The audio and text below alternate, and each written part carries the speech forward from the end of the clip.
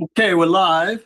So want to welcome everybody, wish everybody a happy new year. This is our fourth year of doing this election security call.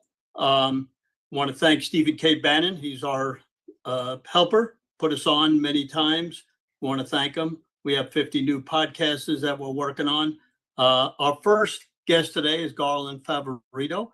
He's the co-founder of forge.GA, career IT professional and 25 years as an election advocate. So Garland, come on down. You got some great information for us. Go ahead and unmute Garland at your convenience. There you go. Great. You're up. Go ahead, sir. Hey, thank you, Steve. Appreciate you having us on. There's three things to talk about in Georgia. And one of them is the Fani Willis-Stein. It's amazing what's happened to her and how all that corrupt prosecution has been exposed. We're going to skip that one today. And then the two that I think that we need to talk about, one is you've heard that the Fulton County has not had missing tabulator tapes for 315,000 ballots missing or inside. And the fellow who filed the case on that is on the call today, David Cross. David's one of our key supporters, and he's going to be telling you about that in just about 10 minutes or so after Ken speaks. So what I thought I wanted to address today that would have national implications is the fact that we have filed a federal lawsuit to vacate Dominion's certification. And we filed this on the grounds that the system was never legitimately certified when it was Election Assistance Commission allegedly certified it in 2019.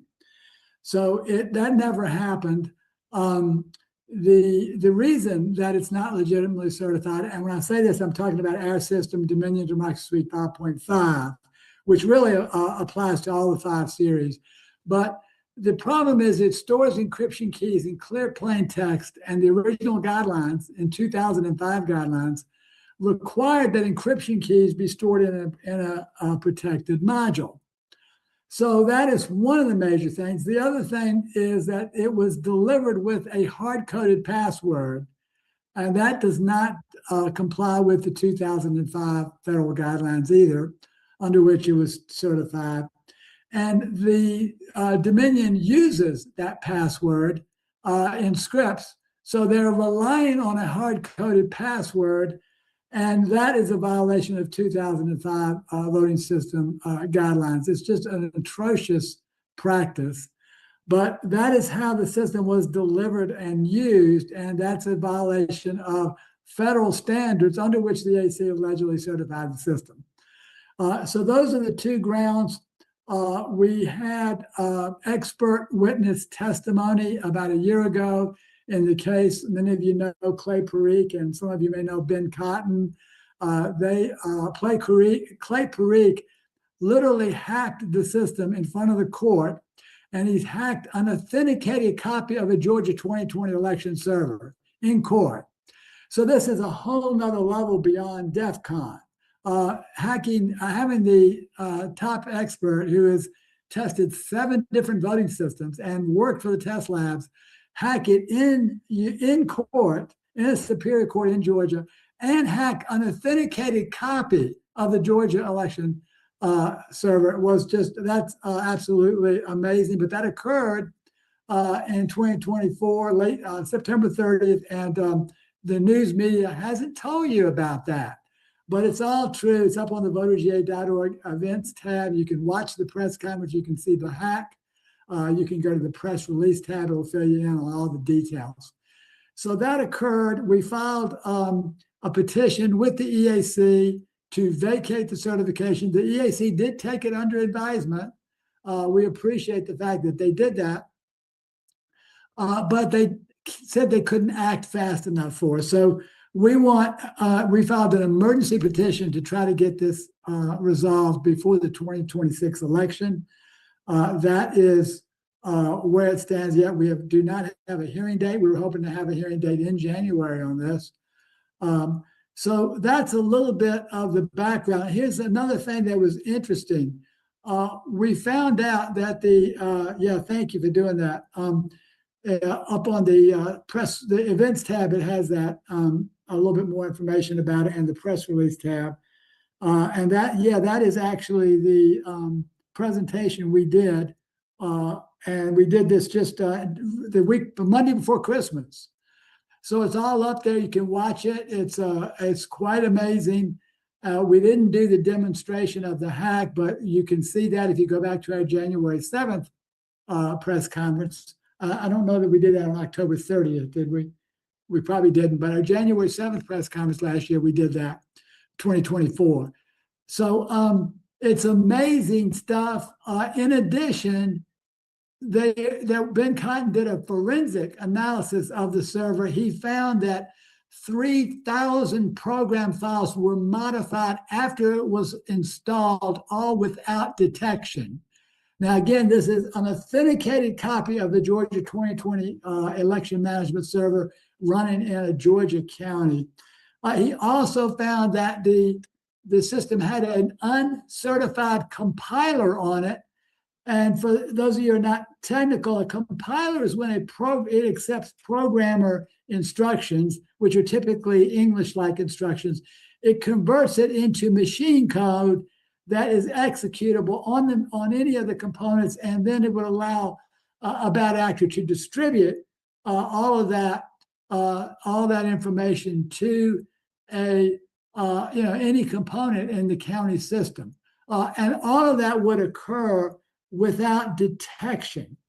So the system is vulnerable. In addition, they testified, and it was not refuted, that all Dominion systems are interconnected worldwide with an X.509 certificate using a common shared value.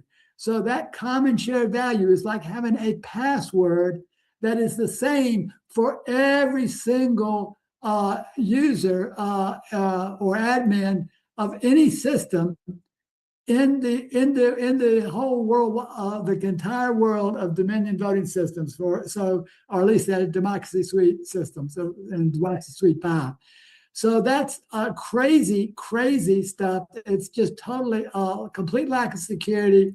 It's essentially a backdoor that allows the system to be corrupted and modified. And if you remember, John Poulos and many of the election officials in the country had said that no, the system is not connected to the internet. We now have unrefuted expert witness testimony corroborating in court that proves that they lied to us.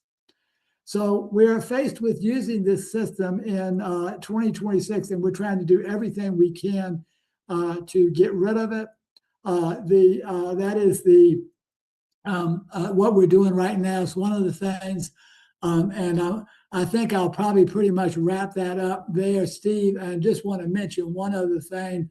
If y'all like what we're doing right now, we are all volunteers. You know, David has spent, he's going to be up in a couple of minutes. He's spent thousands of hours of his own time on this. Tamara and I as well. We do have one of our donors here in Georgia is offering a 3x match, triple in anybody who makes a donation. So if somebody makes a $25 donation, they're putting in another $75 to make it $100. So that's only going to go through January, but we really are grateful for them and grateful for anybody that can help us out and want to donate at this time. So that would be a big help. But we have to pay for the suit. The lawsuit's probably going to cost us $100,000 or more before we're through, maybe more. And then we've got other things going on as well that we don't even have time to talk about today. So, Steve, thank you for having us. I think my 10 minutes are about up. Garland, I have a question for you. The press Sure. conference that actually showed the hack, was that January 7th of 2025? 2024. 2024. Yes, Okay, and that is a little bit further down on that events tab that you were showing, Raj. Okay, great. Thank you. The Thank donate you. link is in the chat, everyone. Donate link is in the chat. So please take advantage of that. The links to his events page is on the chat as well. Back to you, Steve. Okay, so our next guest, Ken Cuccinelli. former Attorney General of West Virginia, former Acting Deputy Secretary of Department of Homeland Security in the first Trump administration, now Chairman of Election Transparency Initiative. Ken, was happy to have you. I know it takes a long time to get you, and we appreciate you coming on. So you did a great job on Fox last week. Thank you very much. Well, thanks, Steve. Unfortunately, I'm going to be on Fox again today and tomorrow because of the breaking news in Minnesota on the immigration front, not the election front. So I won't talk about that here. But those of you who watch Fox, I'm sorry, but you will suffer through seeing this face a few more times in the next day or so. I run the Election Transparency Initiative. We are a joint project of Susan B. Anthony Pro-Life and the American Principles Project. And the reason those two groups got together to help us form was so they could stay focused on their core missions of protecting life in the case of Susan B. Anthony and protecting families in the case of the American Principles Project. They've been the leading organization attacking the transgender agenda all over the country. But they know, and their members knew after 2020, that we needed to take action, as you all know, to clean up our elections. This is something that I worked on even as a state legislator in Virginia. And back then in the 20s, got poo-pooed very frequently about all the problems that I raised at that time. Well, they don't get poo-pooed anymore. And the Election Transparency Initiative goes state by state. Was very glad to hear Garland's update because we spend a lot of time helping him in Georgia. Georgia has been the epicenter from a narrative and a messaging standpoint since 2021 of the election issue, since the mainstream media went after Georgia for reforming their elections. And for the first time on the right, we've seen our team, if you will, loosely defined, stand up to the left. And we've made real progress since 2020. As we all know, we still have a lot more to do, but we are making real progress. And as I said, Election Transparency Initiative, we work state by state, most recently getting a bill passed in Ohio to end the election in Ohio, strangely enough, on Election Day. Also cleaning up their voter rolls and in other ways securing their elections. We're working right now on a bill in North Carolina, a bit of one of those omnibus bills that will do a bunch of different things, including banning foreign funding from their local elections. By local, I simply mean within North Carolina. And we're looking at the various ballot measures, possibly in Maine and maybe another try in Alaska, at getting rid of ranked choice voting, particularly as we head into the federal midterms. And one of the things that we're doing that I would urge all of you to do with your members is to encourage them to become election officials, not poll watchers, not working for a campaign, but going inside and being the person who checks the IDs, counts the ballots, and does all of that. I know many of you have done this in the past, the recruiting. There are organizations here that do training. The Election Integrity Network has done a great job of this. First, really deploying it in Virginia, where I live, in 2021 in the Glenn Youngkin election year. And we recruited over 4,000 new election officials, right of center, got them trained and inside the polls all across Virginia, targeting the areas we're most concerned about. And it was phenomenally effective. And that is without changing a single law, not a single regulation, and without a single executive action. All of you can do this where you live. And if you've never done it before, contact the Election Integrity Network. They are operating in most states now, doing these trainings. And it really, I mean, for all of us, wouldn't you feel a lot better if you were counting the ballots, or your allies or your friends? I know I certainly would. Doesn't mean that's the only issue, but when we are our folks inside, it's an amazing deterrent to bad behavior, and it gives us a check on the system. It's worked very well in Virginia and the majority of states where this has been deployed. But I would urge you all, the average age of poll workers is still over 65. That's because many of them are retired and have the time to do it. But we need to keep refreshing that pool of election officials. The left still outnumbers us on the inside of these polls, and we need to catch them and pass them so that our people really effectively are running elections day to day, all while we make the kind of changes. You heard Garland talk about the decertification of really machines that should have never been certified in the first place. All those kinds of efforts all have to continue in parallel, and we're going to continue doing that at the Election Transparency Initiative. For those of you who are unaware, I want to draw your attention to an important occurrence, ironically enough, on Christmas Eve. The U.S. Postal Service changed their rules officially for dating mail. These are date stamps that land on mail. I suspect that most of you, like me, would like to see as little mail-in voting as possible. Certainly that is the position of the Election Transparency Initiative, and it's something we work toward. We still want voting to be easy, but we want it to be secure and transparent and auditable. And mail-in voting, as Jimmy Carter himself said 20 years ago, over 20 years ago, is the least secure form of voting. And now we have the Postal Service changing their date stamp rules in ways that are going to make, frankly, just create controversies in elections because of the importance of that date stamp in counting when a ballot is received in about a third of our states. So I just mentioned to you that Ohio just passed a law where they will stop accepting ballots after Election Day, period, which we believe is the best practice. Now, I should say the exception to that is for overseas and military ballots, which they still grant 4 extra days to come in because of the distance those are coming. Nonetheless, that will allow them really to count and announce election results like Florida does. Florida's the gold standard for big states on election night. We've all seen Florida throw 6 million votes up on the board 1 hour after their polls close.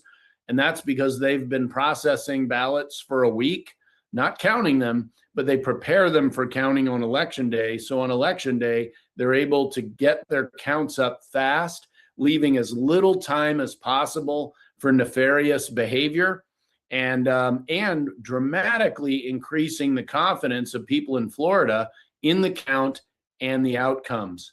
So what can each of you do in response to this Postal Service change?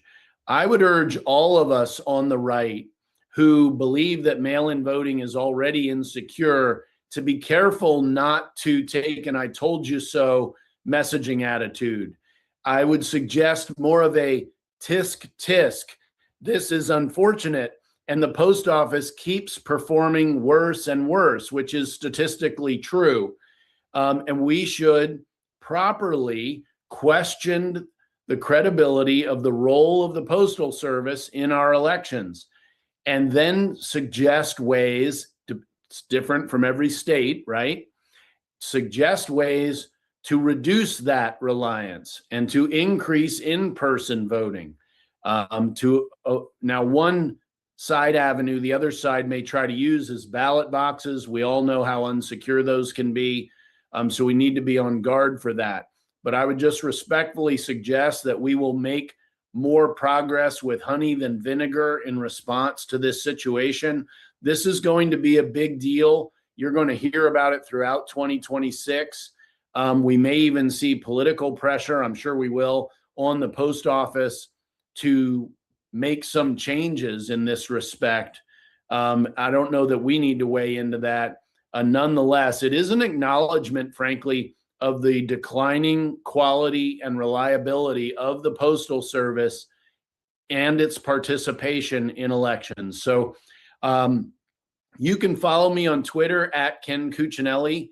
The election transparency website is electiontransparency.org.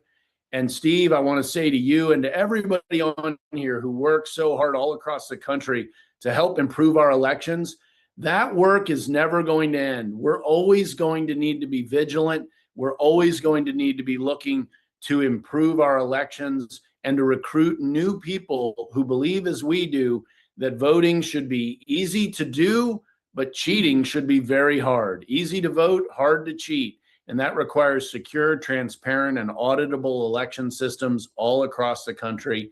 Thank all of you for your efforts in pursuing that. I guarantee you we will continue to do that here at the Election Transparency Initiative throughout the year. Steve, thanks again for having me, and it's great to see all of you. Well, thank you, and we'll watch you on Fox tonight or tomorrow when you come on. Take care. You all right. see I'm wearing my I went to Yeah, the we couldn't miss it. So my grandson works for the team, and he spent 3 days watching every game that Ole Miss played. So I want to shout out to him and wish him good luck.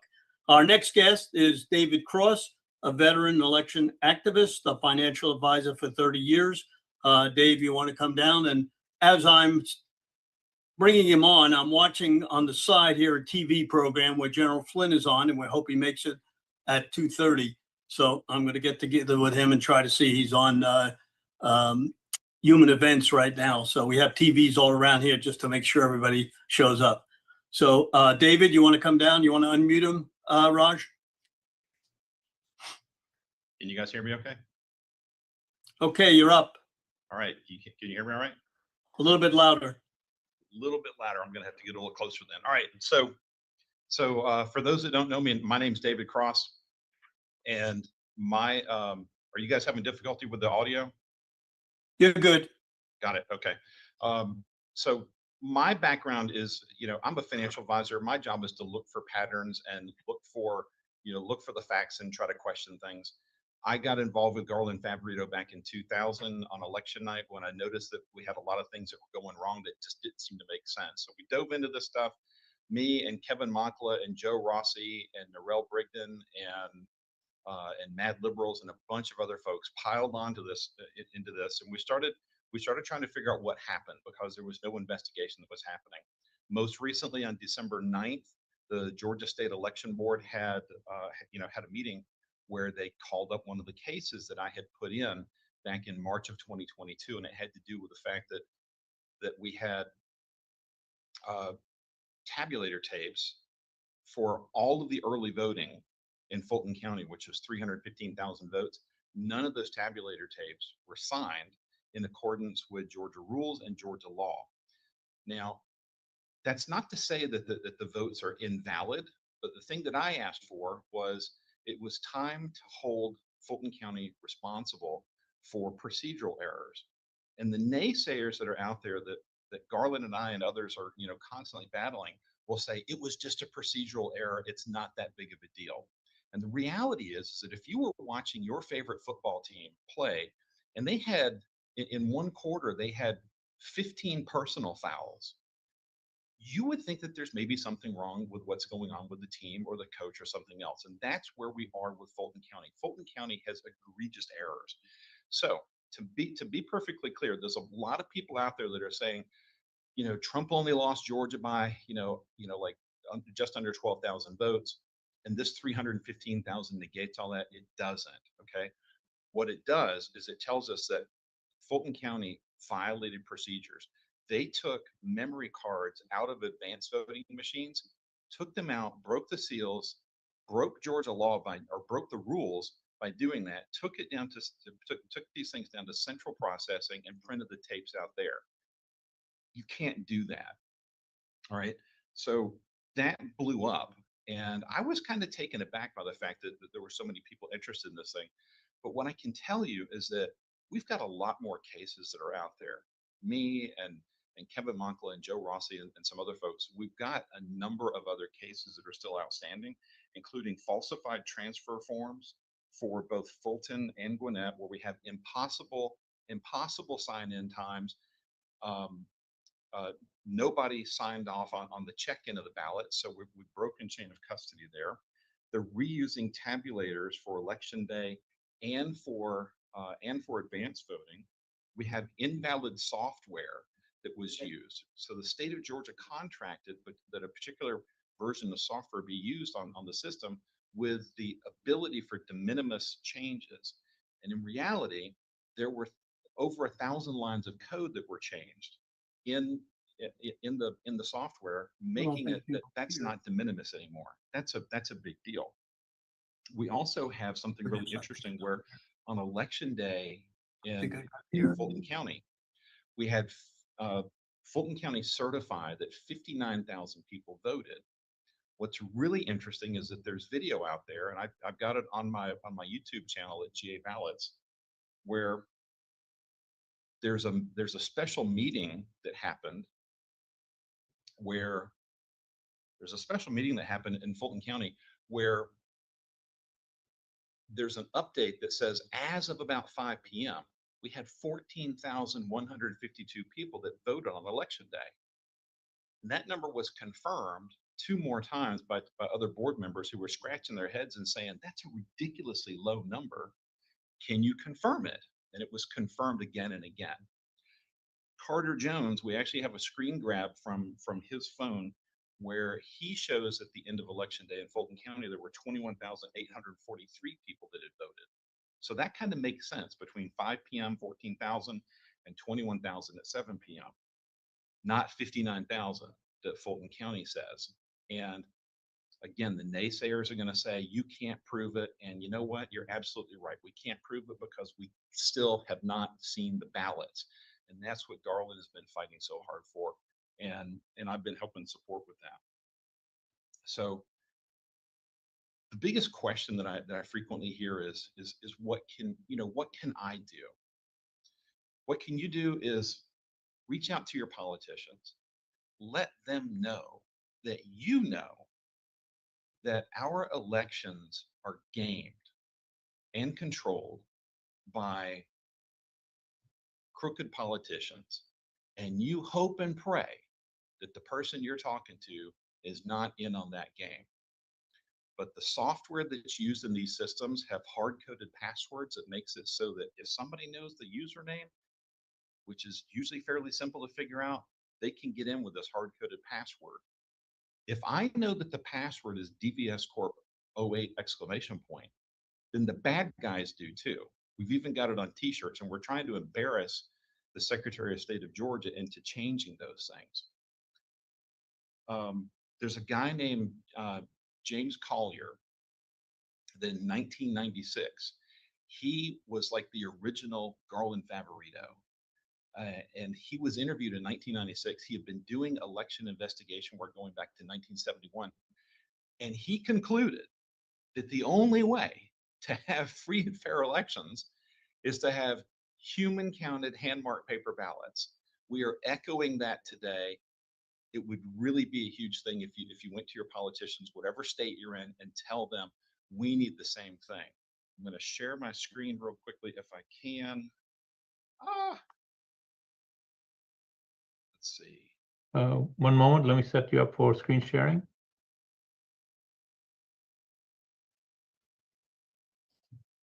Okay, go ahead, please.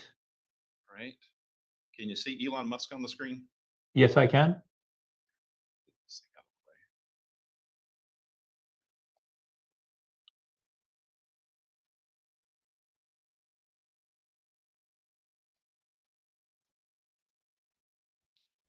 I don't hear the audio.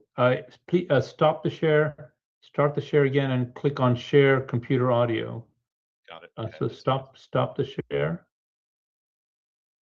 And then when you hit share again, there's a little checkbox that says share computer audio. So you click the share button. Sound. Okay. There you go. Good. Easy to hack. It's too easy to add just one line. Hopefully it'll work. And it's really difficult to hack paper ballots. I can hear him now. I mean, I'm a technologist. I know a lot about computers, and I'm like, the last thing I would do is trust a computer program, because it's just too easy to hack. It's too easy to add just one line, and it's really difficult to hack paper ballots. So, in-person voting with proof of with ID, which by All right, so there you go. So the smartest and probably wealthiest man on planet Earth, one of the greatest technologists of our time, says human counted hand marked paper ballots. So that's where I'm at. I really encourage everyone out there to really get behind that. There's going to be some of the naysayers out there will say, don't do it. You know, you can cheat. You know, that's the way elections were stolen a long time ago. But you know what? 50 years ago, we didn't have high definition cameras everywhere. So that's my bit. I'll open things up for questions if we've got it, or reserve that for later.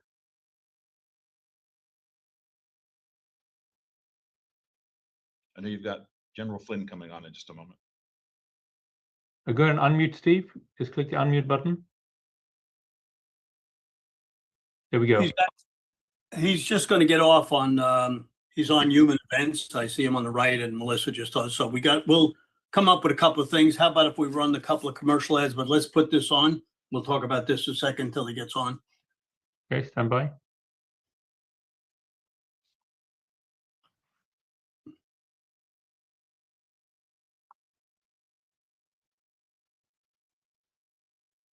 Stand by. I'm standing.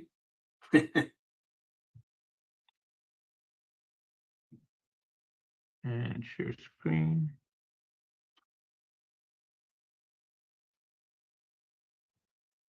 You can put this on over here. We can see it. Great. Okay, there we go. Stay Awake America National Tour. Oh, we're going to talk about Ohio Amy, who has the National Stay Awake America Tour. That is going to be happening this weekend, both on Saturday and Sunday. Joe DeBox, my good friend, is having it at the America First Warehouse. These are all the speakers that are going to be on. And we're very happy to promote this because she does a wonderful job. I don't know if she's on our, is she on, do you see Ohio Amy on there? Stand by. We got a couple of minutes while we're waiting for General Flynn. If she's not on there, then. Yeah. Okay, Ohio Amy, go ahead and unmute. Hello, thank you so much, Steve and Raj. I really appreciate you helping support us and to share the Stay Awake America National Tour. Yes, we're at the America First Warehouse this weekend. It's both days, Saturday and Sunday from 9 a.m. to 8 p.m. Amazing speakers, 17 nationally known speakers. We're delivering truth, but we're giving solutions, just like your call. We've got to unite in 26. We've got to, what I want to say, blitz the 2026 midterms, because everything hinges on that. All of the rhetoric, people that are complaining, things can all come to fruition when we secure the midterms. And that's what's so important about your call, because we've got to legislate the American First policy, and that will clean up the fraud, that will clean up the lies and deceptions that we've already discovered. But then, just like what our tour does, we want to empower people. We want to give people hope and solutions. So our mission is to unite, engage, and activate local action for national impact. That's General Flynn's coined phrase. That's what we need to do. Boots on the ground. We cannot, not one person can do this alone. Trump can't do it alone. He needs our prayers first. He needs our support loud and clear. But then ultimately, he needs our action, local action, national impact. And we are a grassroots movement. We are saying yes to God's call, just like all of you here. We are going across the country by faith and by fumes.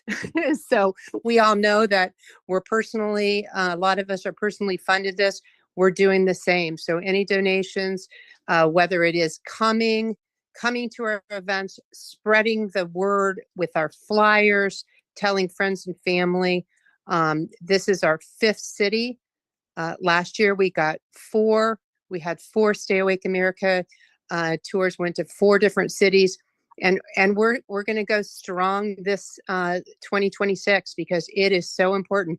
We have to blitz the midterms like our life depends on it, because it truly does. We know if we do not hold the majority in the U.S. Senate or the U.S. House of Representatives, they're going to attack.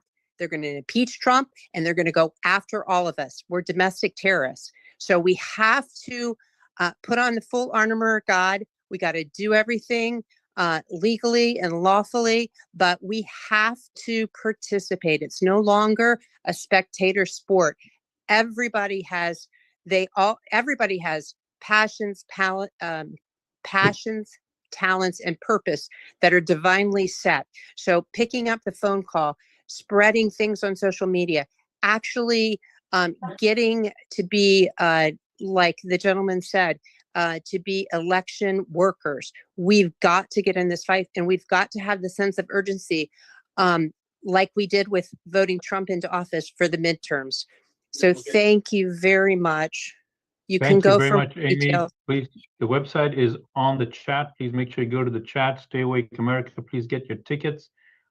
Thank you very much, Amy. So while we're waiting for General Flynn He's to on there. Is he on? stand by, checking.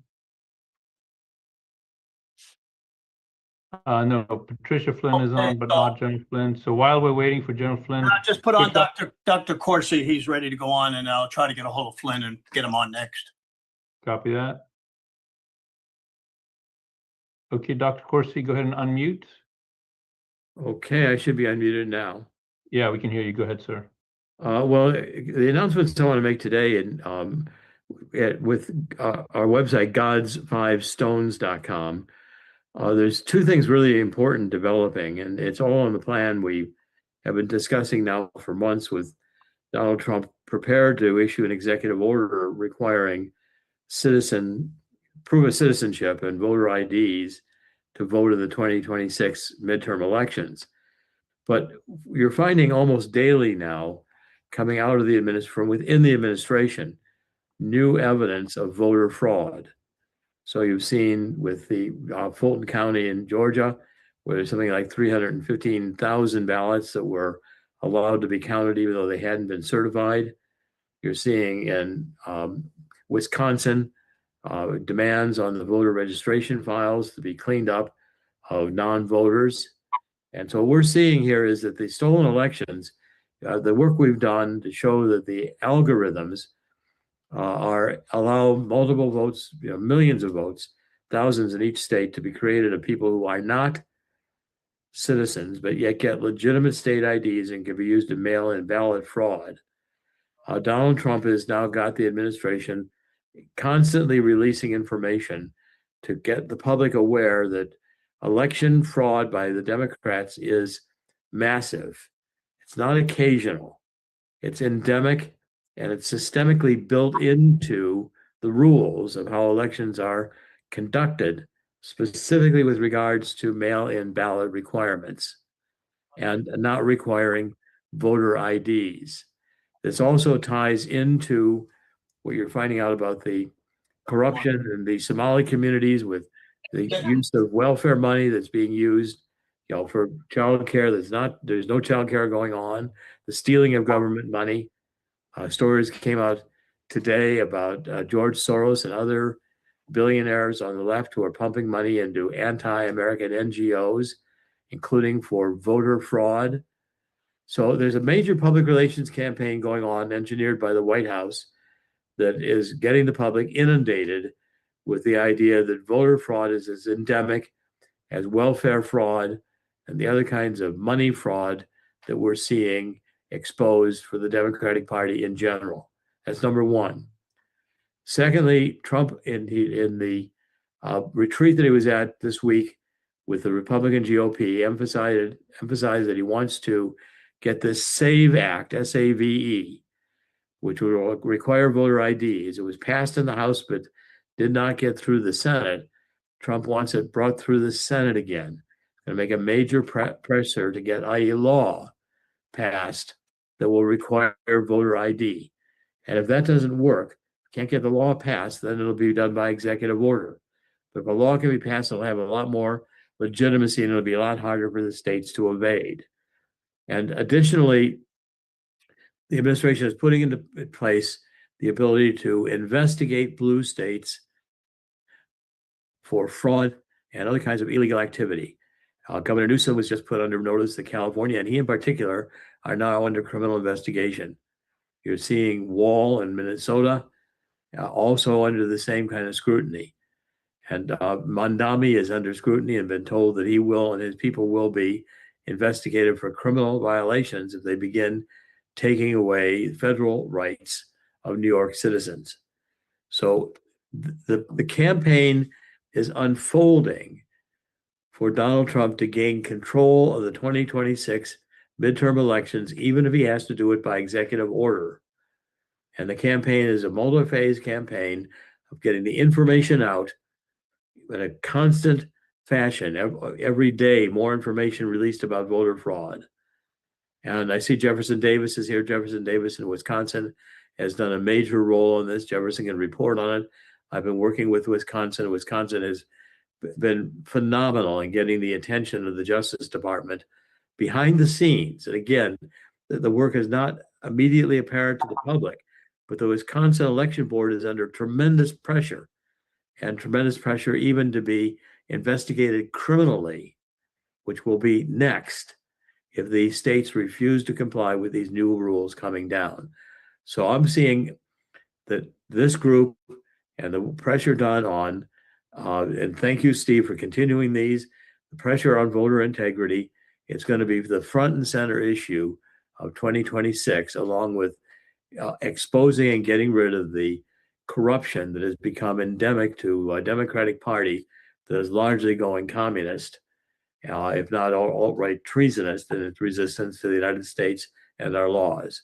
Donald Trump knows that voter integrity has to be the theme of 2026, and he made that clear in his speech to the GOP in the retreat held this week. So I'm very positive that things are moving in the right direction, but it's also it's yet a little bit below the surface because it hasn't been explained the way I'm as clearly explaining it now. But I know the people in the White House who have been appointed to conduct this campaign, and it is actively being implemented. So that's the report I wanted to give today. Well, thank you very much. We're going to wait about three minutes for General Flynn, but in the meantime, I want to let everybody know to stay tuned. Nationally, we have a lot of people on this thing. We are going to have a 9-minute documentary on Tina Peters, which is a horrific situation. Came to me last night from John Goodman. You can reach John Goodman at John Good at 1965 on X. Matt Struck put it together. He's a friend of Tina at RealTT 1776. Ryan, you can reach him at MAGA_Punch Ryan at 1773 TV. Now, you know, each of our election security calls that we dedicate to Tina Peters. Lots going on. We'll have Peter Tickton on next time. We'd like everybody, again, as we always say, to call Governor Jared Polis at 303-866-2471 or email him at governorpolis@state.co.us. Very important.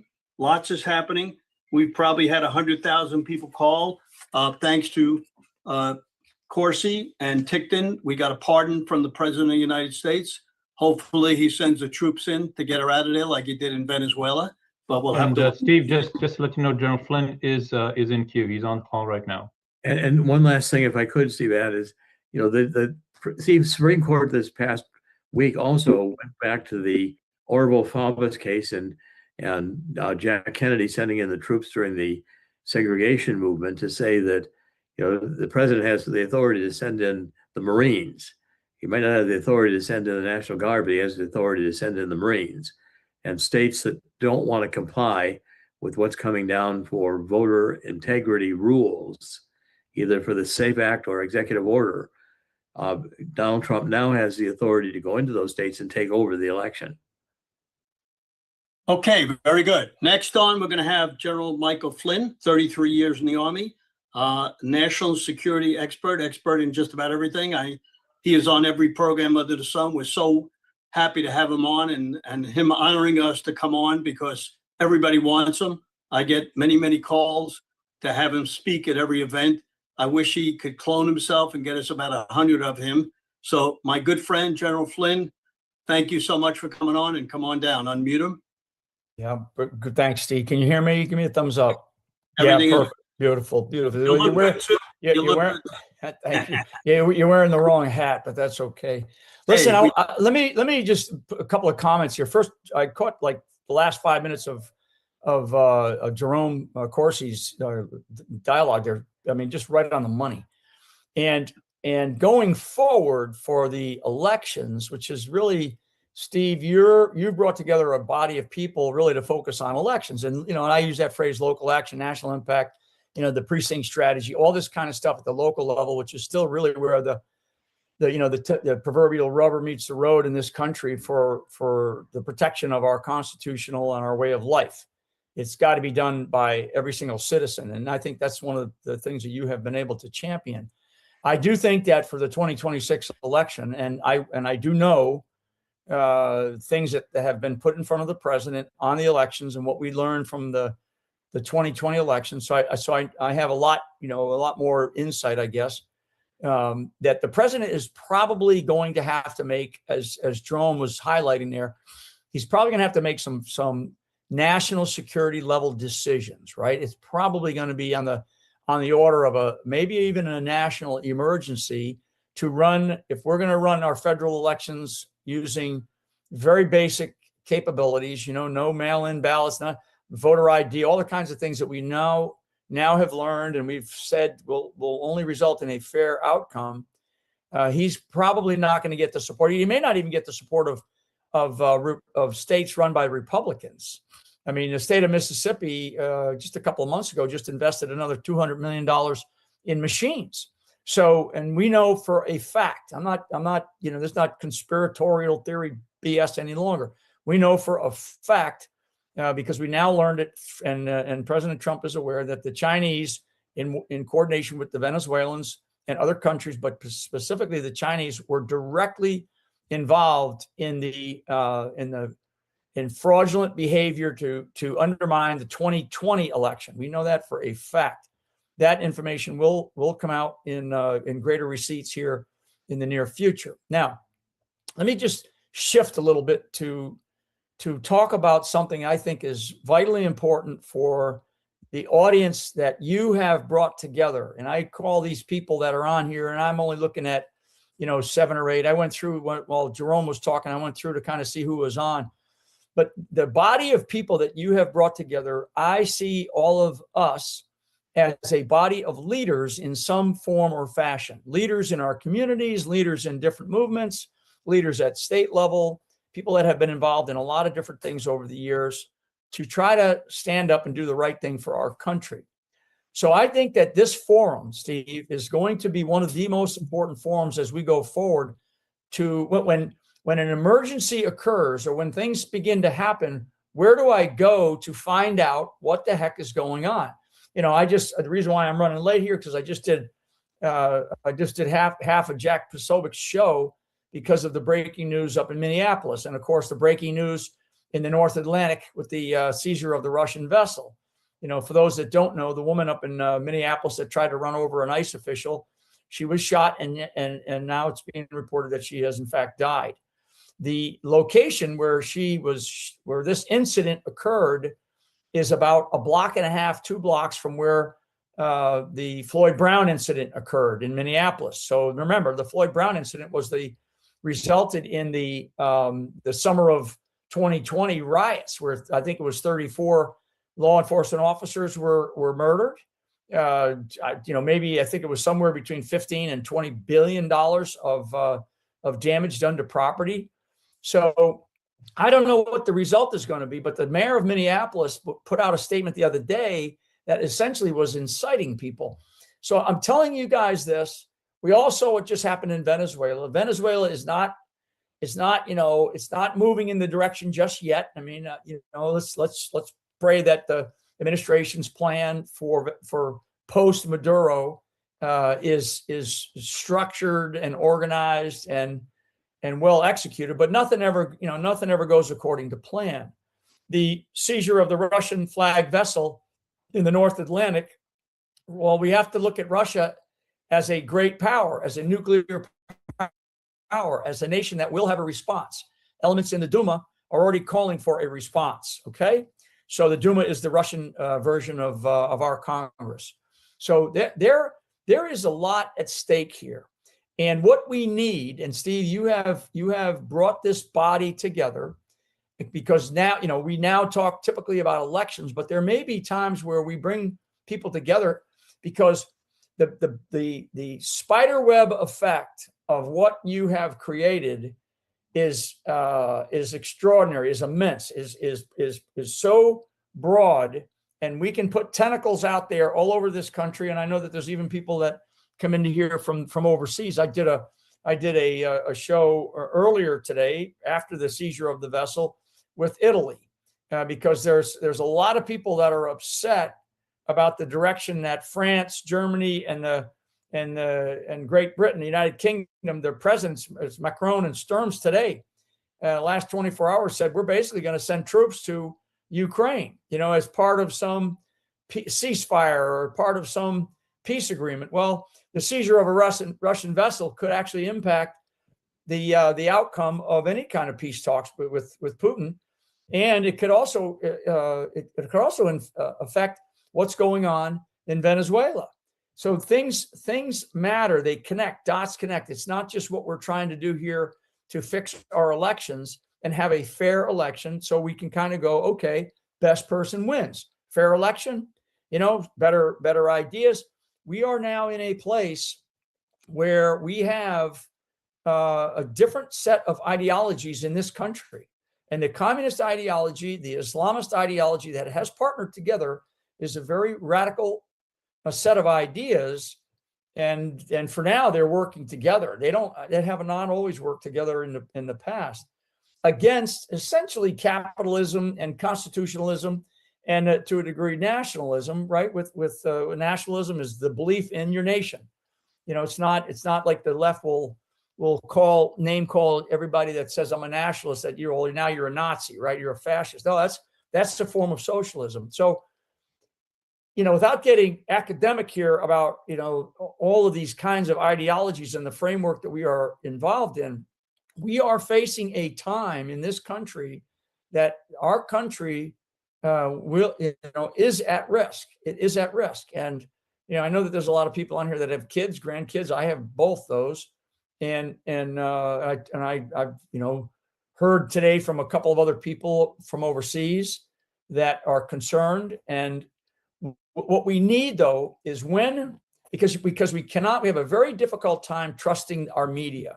Our media is not getting the word out. So your ability, Steve, to bring the right people in to say what they believe with some receipts, with some pedigree, some levels and years of experience, to be able to talk about different issues that we are involved in today, that matters, because when we are in an emergency situation here in this country, which is always, you know, I think that situation in Minneapolis is a tinderbox right now, and we're going to see what happens overnight. You know, do the George Soroses of the world as the president? And I think Jerry talked about it at the end there. You know, the funneling of money from overseas into our election systems. Well, it's not just that; it's the funneling of money into all of these negative behaviors that are occurring on the streets of America to basically undermine our constitutional rights and principles and values.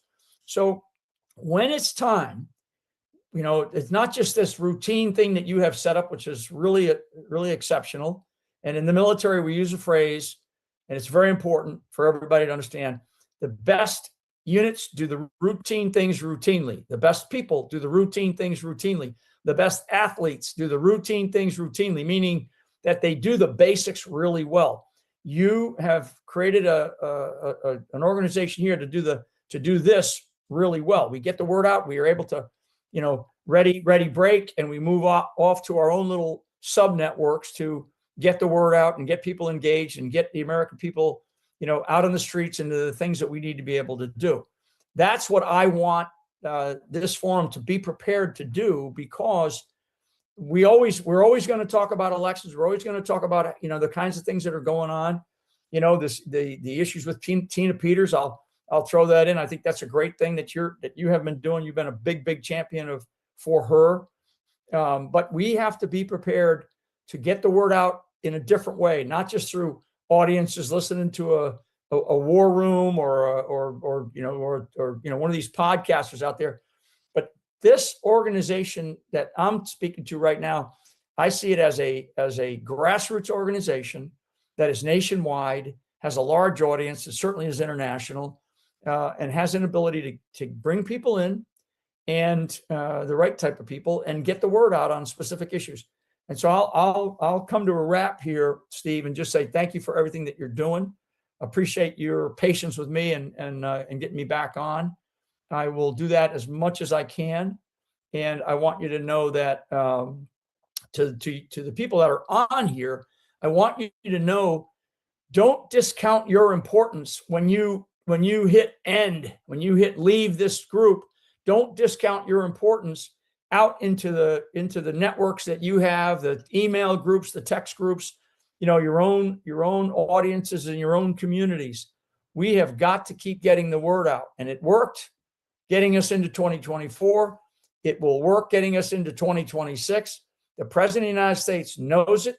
Anybody that listened to his diatribe yesterday to the GOP convention there that they had, where he spoke, basically he was telling them, guys and gals, get your act together, because we are going to go into 2026. And I think the number, Steve, you might know it, but it's around 52 or 54 members of the Congress that are retiring. And we just lost two, one to I guess a heart attack, the other to an terrible accident. So we're now down to a majority of 2 in the House. So this is not like, hey, we can pat ourselves on the back and we're doing great. And frankly, the Congress, the House and the Senate, you know, they're still, to me, they're pushing back on President Trump's agenda too much. And to include even confirming a lot of the people that are still waiting to be confirmed for really critical jobs, ambassadors and other undersecretaries and assistant secretary positions throughout our government. So we've got to keep fighting. We've got to keep organizing. We've got to keep talking, and we've got to keep doing more important. So thanks very much, Steve. I want to ask you a couple of questions and give you some information.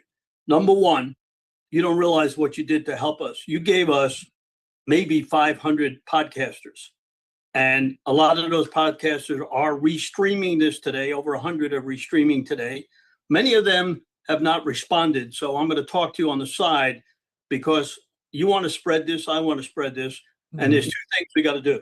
One is get more podcasters. This is on OBBM Network. This is on the War Room, on Getter, Stern American, Lindell TV, on and on and on. So this, and you asked why this is going to 58 countries. Dan Schmeliglio, one of my guys who's a podcaster, has a huge audience out of the country. The last one he had 25 people from China on it. So we're getting this out all over. Now, one of the most important things on our last Zoom meeting, which was the biggest one we ever had a few weeks ago before the new year, Steve Bannon came on.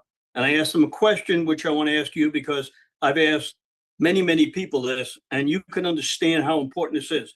The most important thing I think that can happen, we need somebody up in the Trump campaign that will actually talk to the grassroots people. Because at this point, we have no knowledge of our 200,000 people, because the Republican Party, who the heads are, have not brought any information down.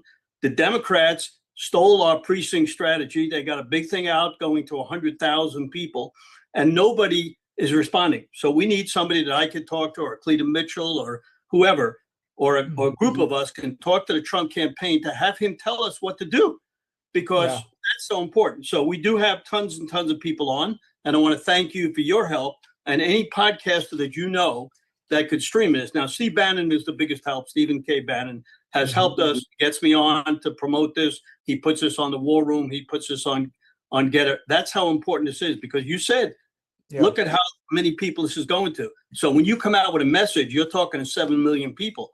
So if we could talk to 20 million people, that's even better. So whatever help Yeah. you can give us going forward, Yeah. I'll talk. Yeah, so And- let me respond real quick because I know you got other people and other things going on. But so number one, 100%. We recently had a media summit in Washington, D.C. that I invited a bunch of podcasters to and wanted to talk about international and U.S. And they represented in that room, it was about 200 people that showed up. They represented an audience of about 250 to 300 million people. And let me tell you that even if we don't get somebody in Washington, D.C., even if we don't get somebody on the campaign team, but I think we can, we must be the ones that drive the message. It is our message. It is not, it's in coordination, I hope, with the direction that President Trump wants us to head as our duly elected leader. And he's messaging every single day what we need to be doing. So we can take some of that. But I think what we have to do is to flip it on its head, Steve, is we have to drive. We have to drive. That means wherever we are, whoever we're with, we've got to drive that. I will talk with the affiliates, I call them, the podcasters, and see what more we can do. One of the things that I do believe, and Steve Bannon talks about these, the Committee of Correspondence. I call it the Loyal Nine for anybody that wants to go study the Loyal Nine. They turned into the Sons of Liberty. They were the original Sons of Liberty, the Loyal Nine. People like Adams and Paul Revere were members, and they used to meet before they get into a brawl with the British. And part of it was because they were upset with everything going on, and they didn't like the direction that things were heading. And so they just as the Committee of Correspondence formed, and I think that we're going to probably be doing that. What does that mean? One of the things could be maybe we do through these giant audiences that we do have, that we start creating our own talking points. We start creating the policy things that we want to see, because that's what our government is supposed to be based upon. It's not just our representatives that we duly elect and put into office. It's also, this is a country based on the voices of the individual, citizens. So, and last thing is if I hope that the people that the Chinese that are listening, I hope that they're pro-America, because if they're not, and they're trying to figure out what we're going to do, don't worry about what we're going to do, because they never follow our own goddamn doctrine anyways. We're going to do things, we're going to do whatever it is that we want. And I need them to be prepared that we are a nation that is not about to give up our rights. I mean, and so God help anybody that tries to punch the Americans, the United States of America in the nose, because when it does come time for screwing around with our family, so to speak, metaphorically, our nation will stand up and do the right thing. And that's why your audience, your organizational abilities to be able to bring this together, Steve, has really been extraordinary. And thanks for allowing me to be part of it. Well, let me salute you, General, because you are one of a kind. Thank you very much. We love you, and we will get to you soon. God bless. See you, everybody. Amen. All right, our next guest will be Terry Rapoza from California, radio host, friend of the show. I could go on and on, but we're short of time. Is he on there, Raj? I'm here. All right. Good-looking guy. He could see through a lie like an old screen door. Taught me how to hunt and how to love the Lord. He carried a Bible in a 44. They just don't make them like that no more. General Flynn is 1,000,000,000% right. What we're overlooking here is the most important gift God's given us. Remember, we have God-given rights, not constitutional rights. They come from God. The most important gift we have is children. So I want to talk briefly to the people in California. You realize the laws that your kids are subject to when they go to public school? I'm going to read you a few, and these are laws. These aren't policies or mandates or suggestions. These are laws.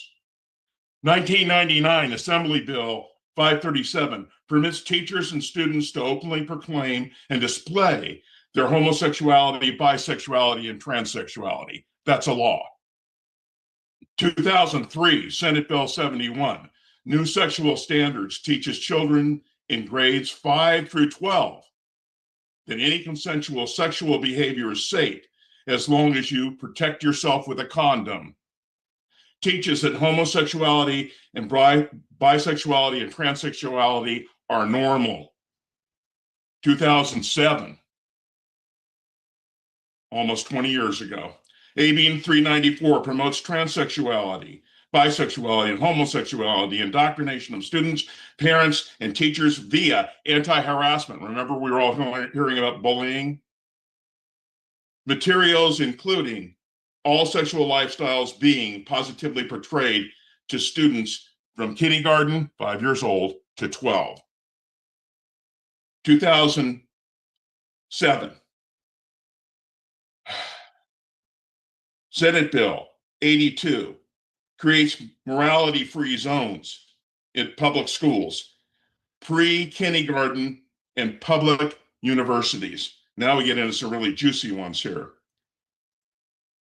2011, Senate Bill 48 mandates that children in grades K through 12 in all instruction in social sciences admire the roles and contributions of lesbian, gay, bisexual, and transgender Americans.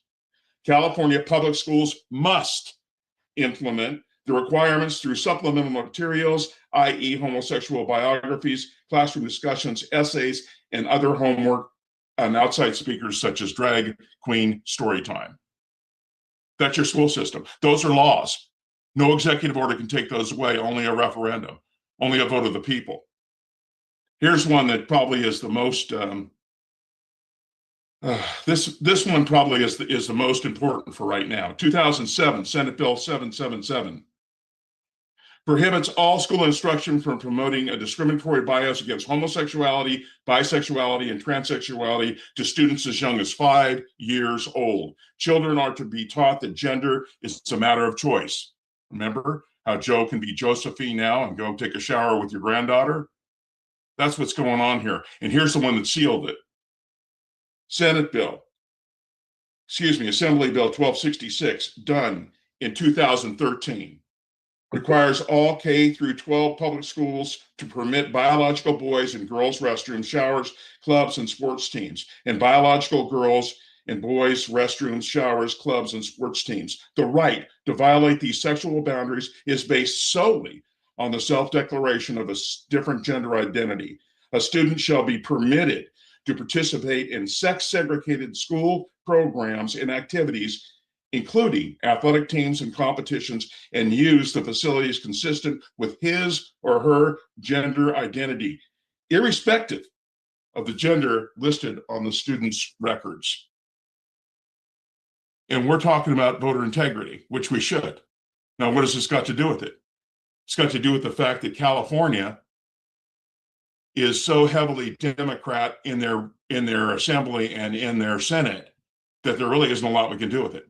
I was on a call on Monday night and we talked about, and there was a couple of people who were running for governor on that call. And Kay Nieder had it on our Zoom call. We talked about what was going on basically in California and how in the world we can fix that. How do we fix the public school? Let's go to a solution. How about each thing we talk about, we go to a solution. The solution for fixing the schools in California is to pull your kids out.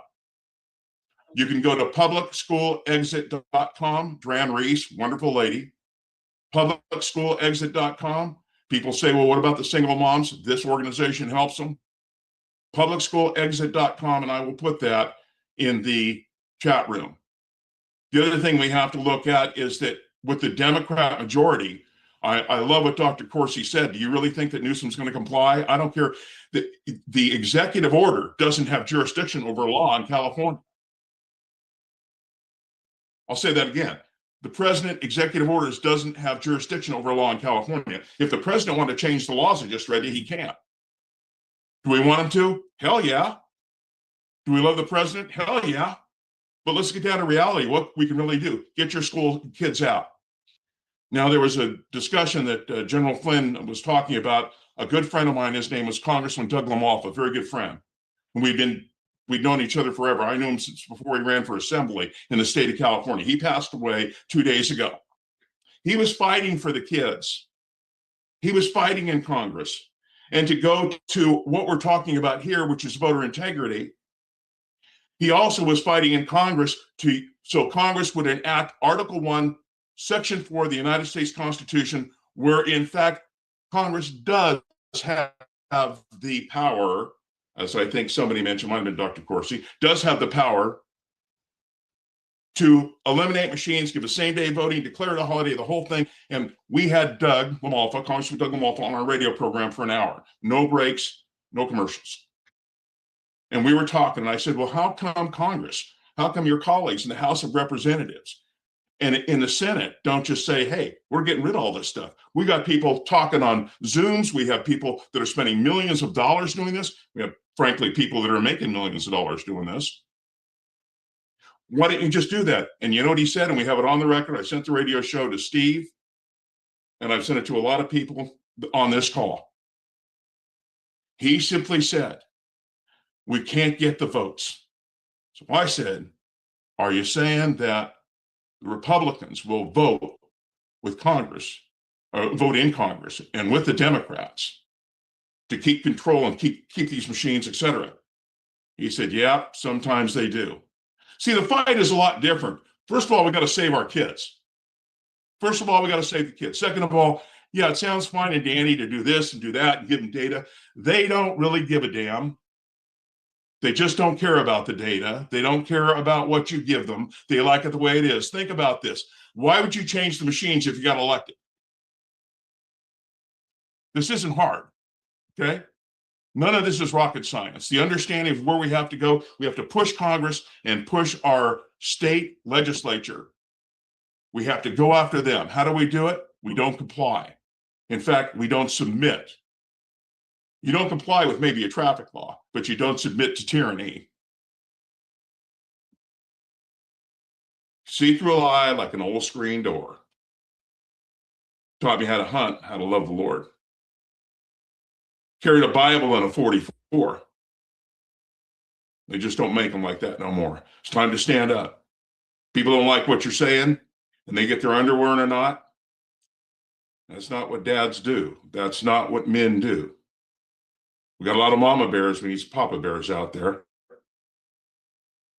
I love you all, and God bless.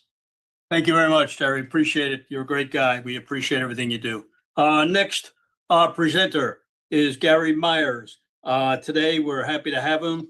Along with him producing election rules survey, his group is a resource you should really want to know. So come on down, Gary. Gary, go ahead and unmute. Gary, go ahead and unmute.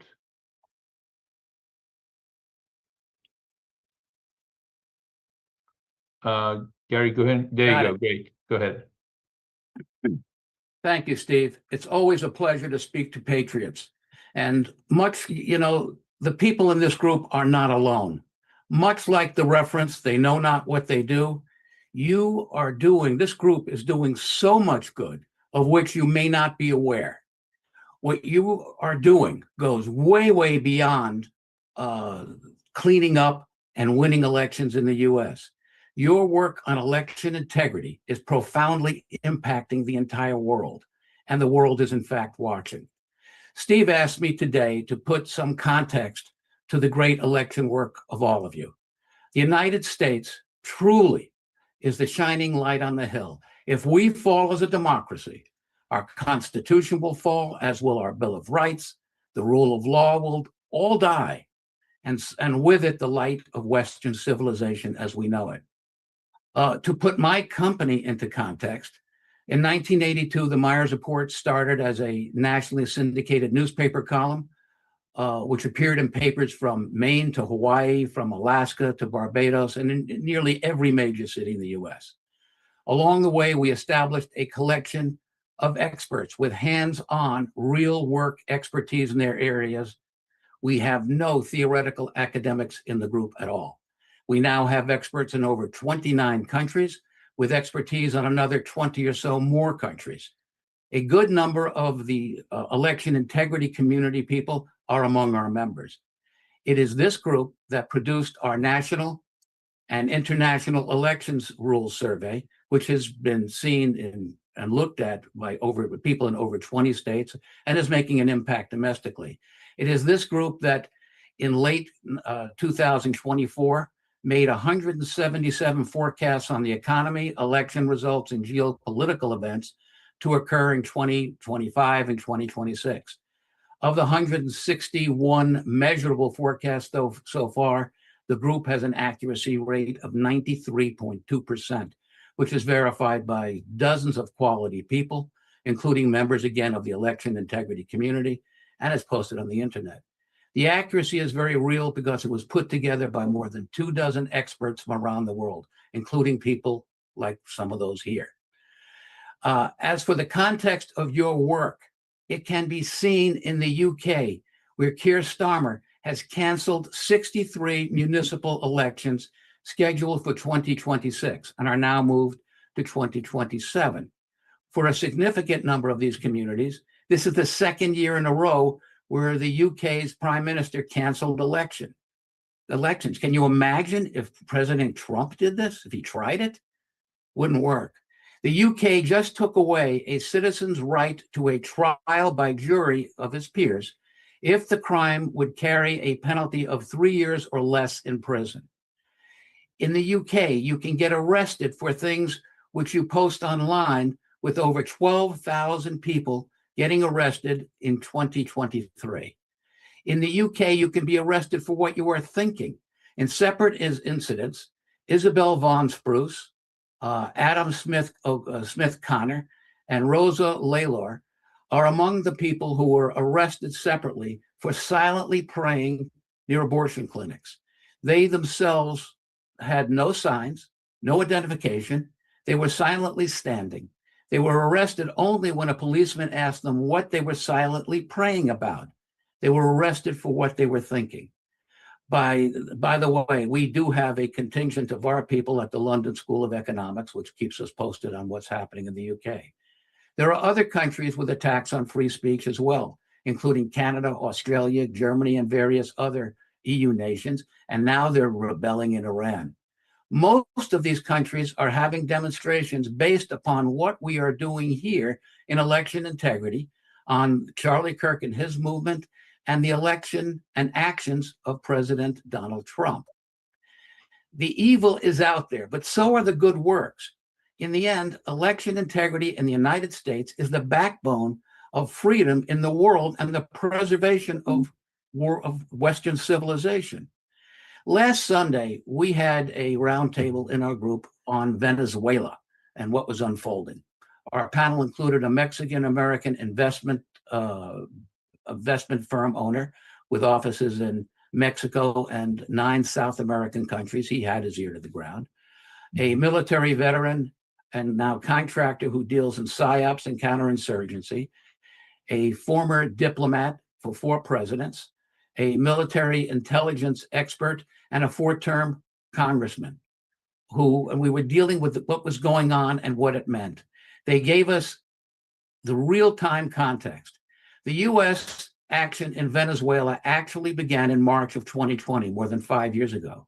It was then that the U.S. Department of Justice for the Southern District of New York issued an indictment for Nicolas Maduro and his wife on charges of narco-terrorism conspiracy, cocaine importation conspiracy, and possession and use of machine guns and other destructive devices.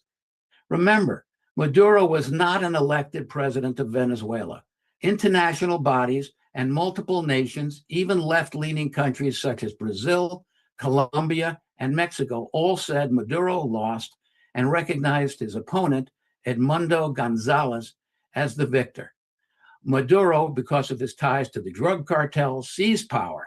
Maduro immediately issued an arrest warrant for Gonzalez, who then fled to Spain in September of 2024 seeking asylum. Maduro, as a faux head of state, continued his illegal activities against the U.S. as laid out in the indictments. Because it was a law enforcement action, and because the U.S. Marshals believed that their safety was at risk, and because Maduro clearly was deemed a flight risk, a surgical strike was executed by the U.S. Marshal Service with the assistance of other U.S. agencies and services. It was not a military operation in the classic sense. It was law enforcement. It was not an invasion. It was like the Operation Just Cause, which was launched in December of 1989, when Panamanian dictator Manuel Noriega was removed for pretty much the same reasons.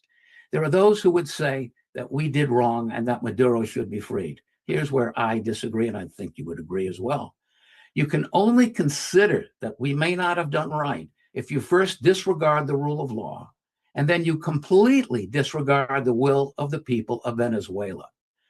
We have collected videos, which we're not going to be able to show today, which show Venezuelans' reactions in their country, in the US, Spain, Chile, Peru, and elsewhere. These people are thrilled. They're glad that he's gone, and they don't want him back. The arrest of Nicolas Maduro was not the seizing of a head of state. Rather, it was the capture of a notorious, vicious criminal who is now being brought in to face justice. This is relevant because of your work. Without the election integrity efforts, there is no election of Donald Trump in 2024. There would be no freeing of the Venezuelan people. There would be no closing of our borders. The demonstrations that are occurring in the UK, which to a great deal are inspired by what's happening here, the demonstrations there would be going nowhere.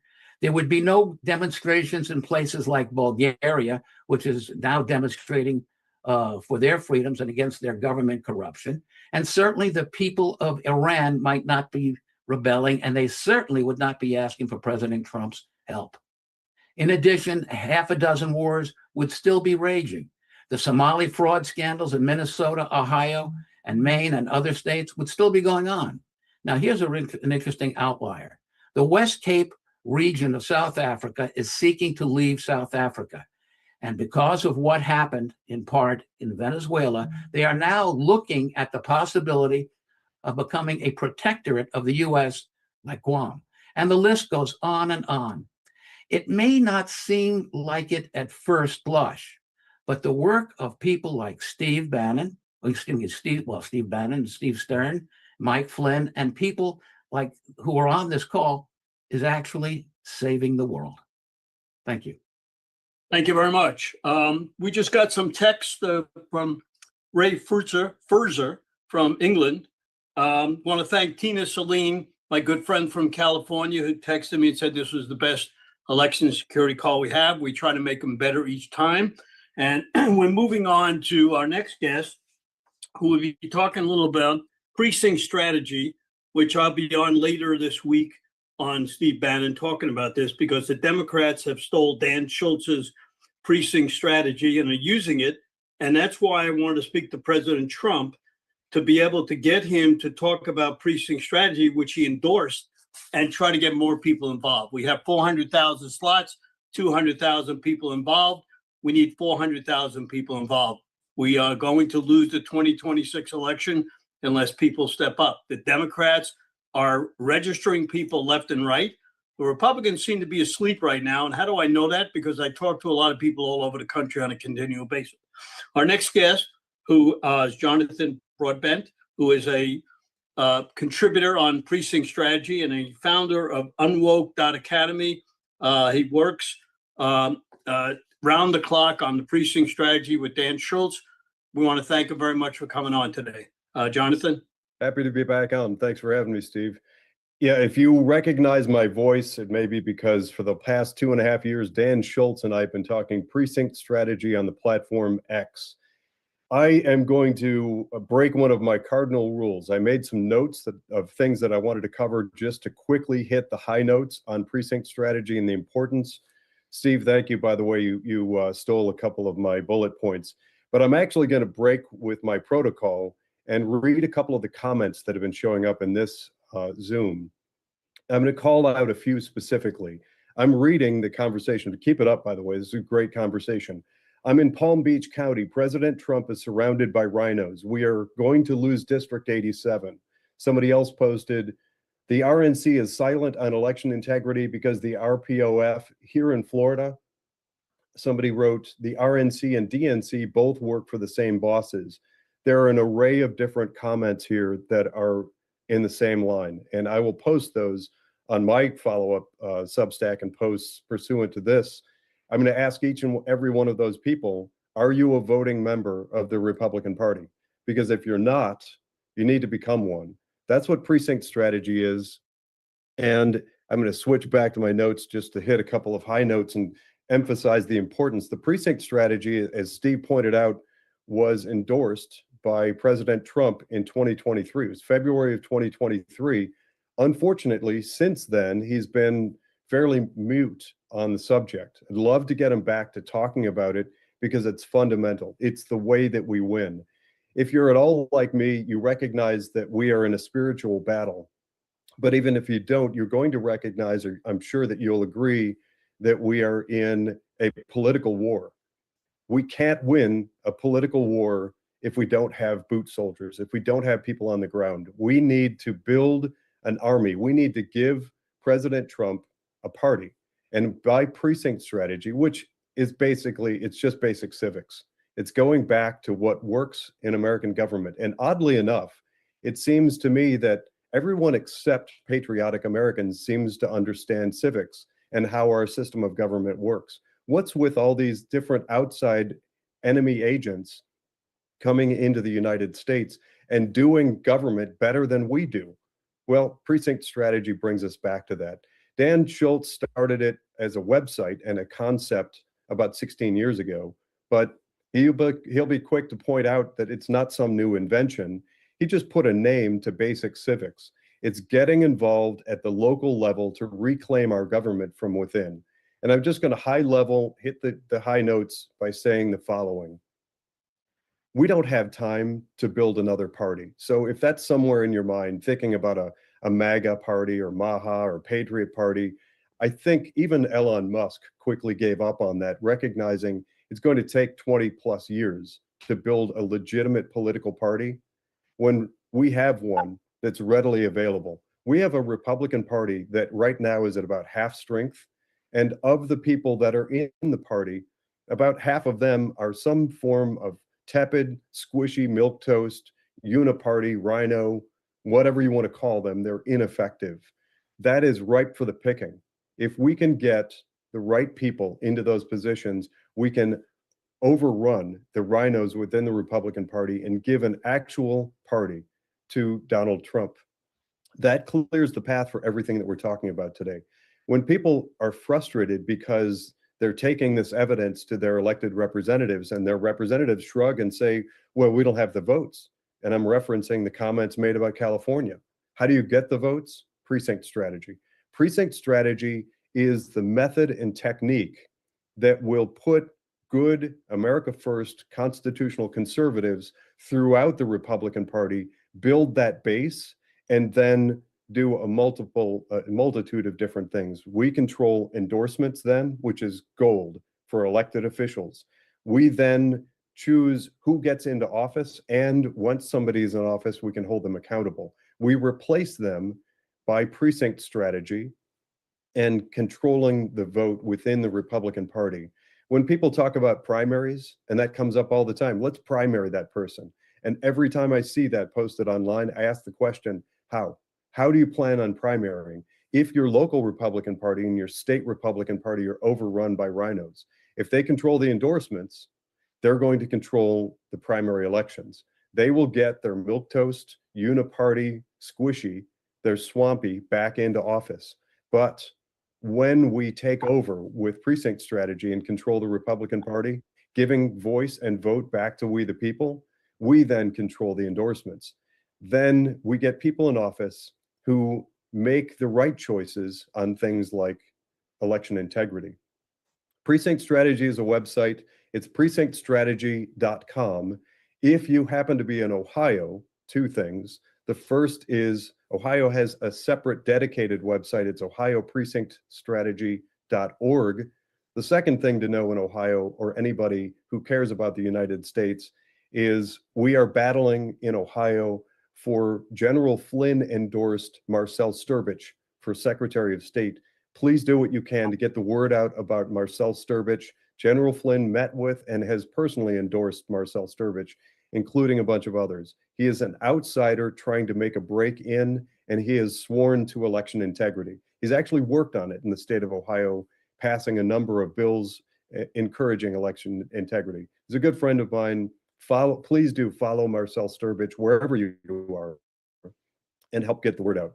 All of this fits together, and all of it gets done when and if we successfully implement precinct strategy.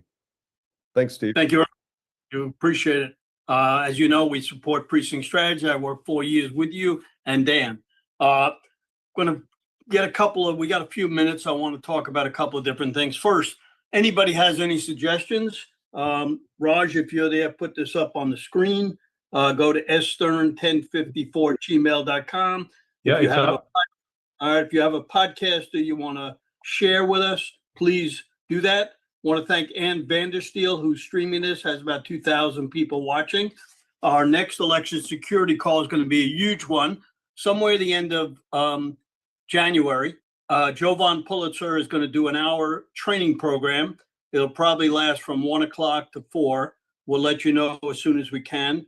March the 2nd at Trump International, we're going to have a Broward Republican executive fundraiser, a golf tournament, a election security call like we did last year. We're hoping to get 20 million people on it.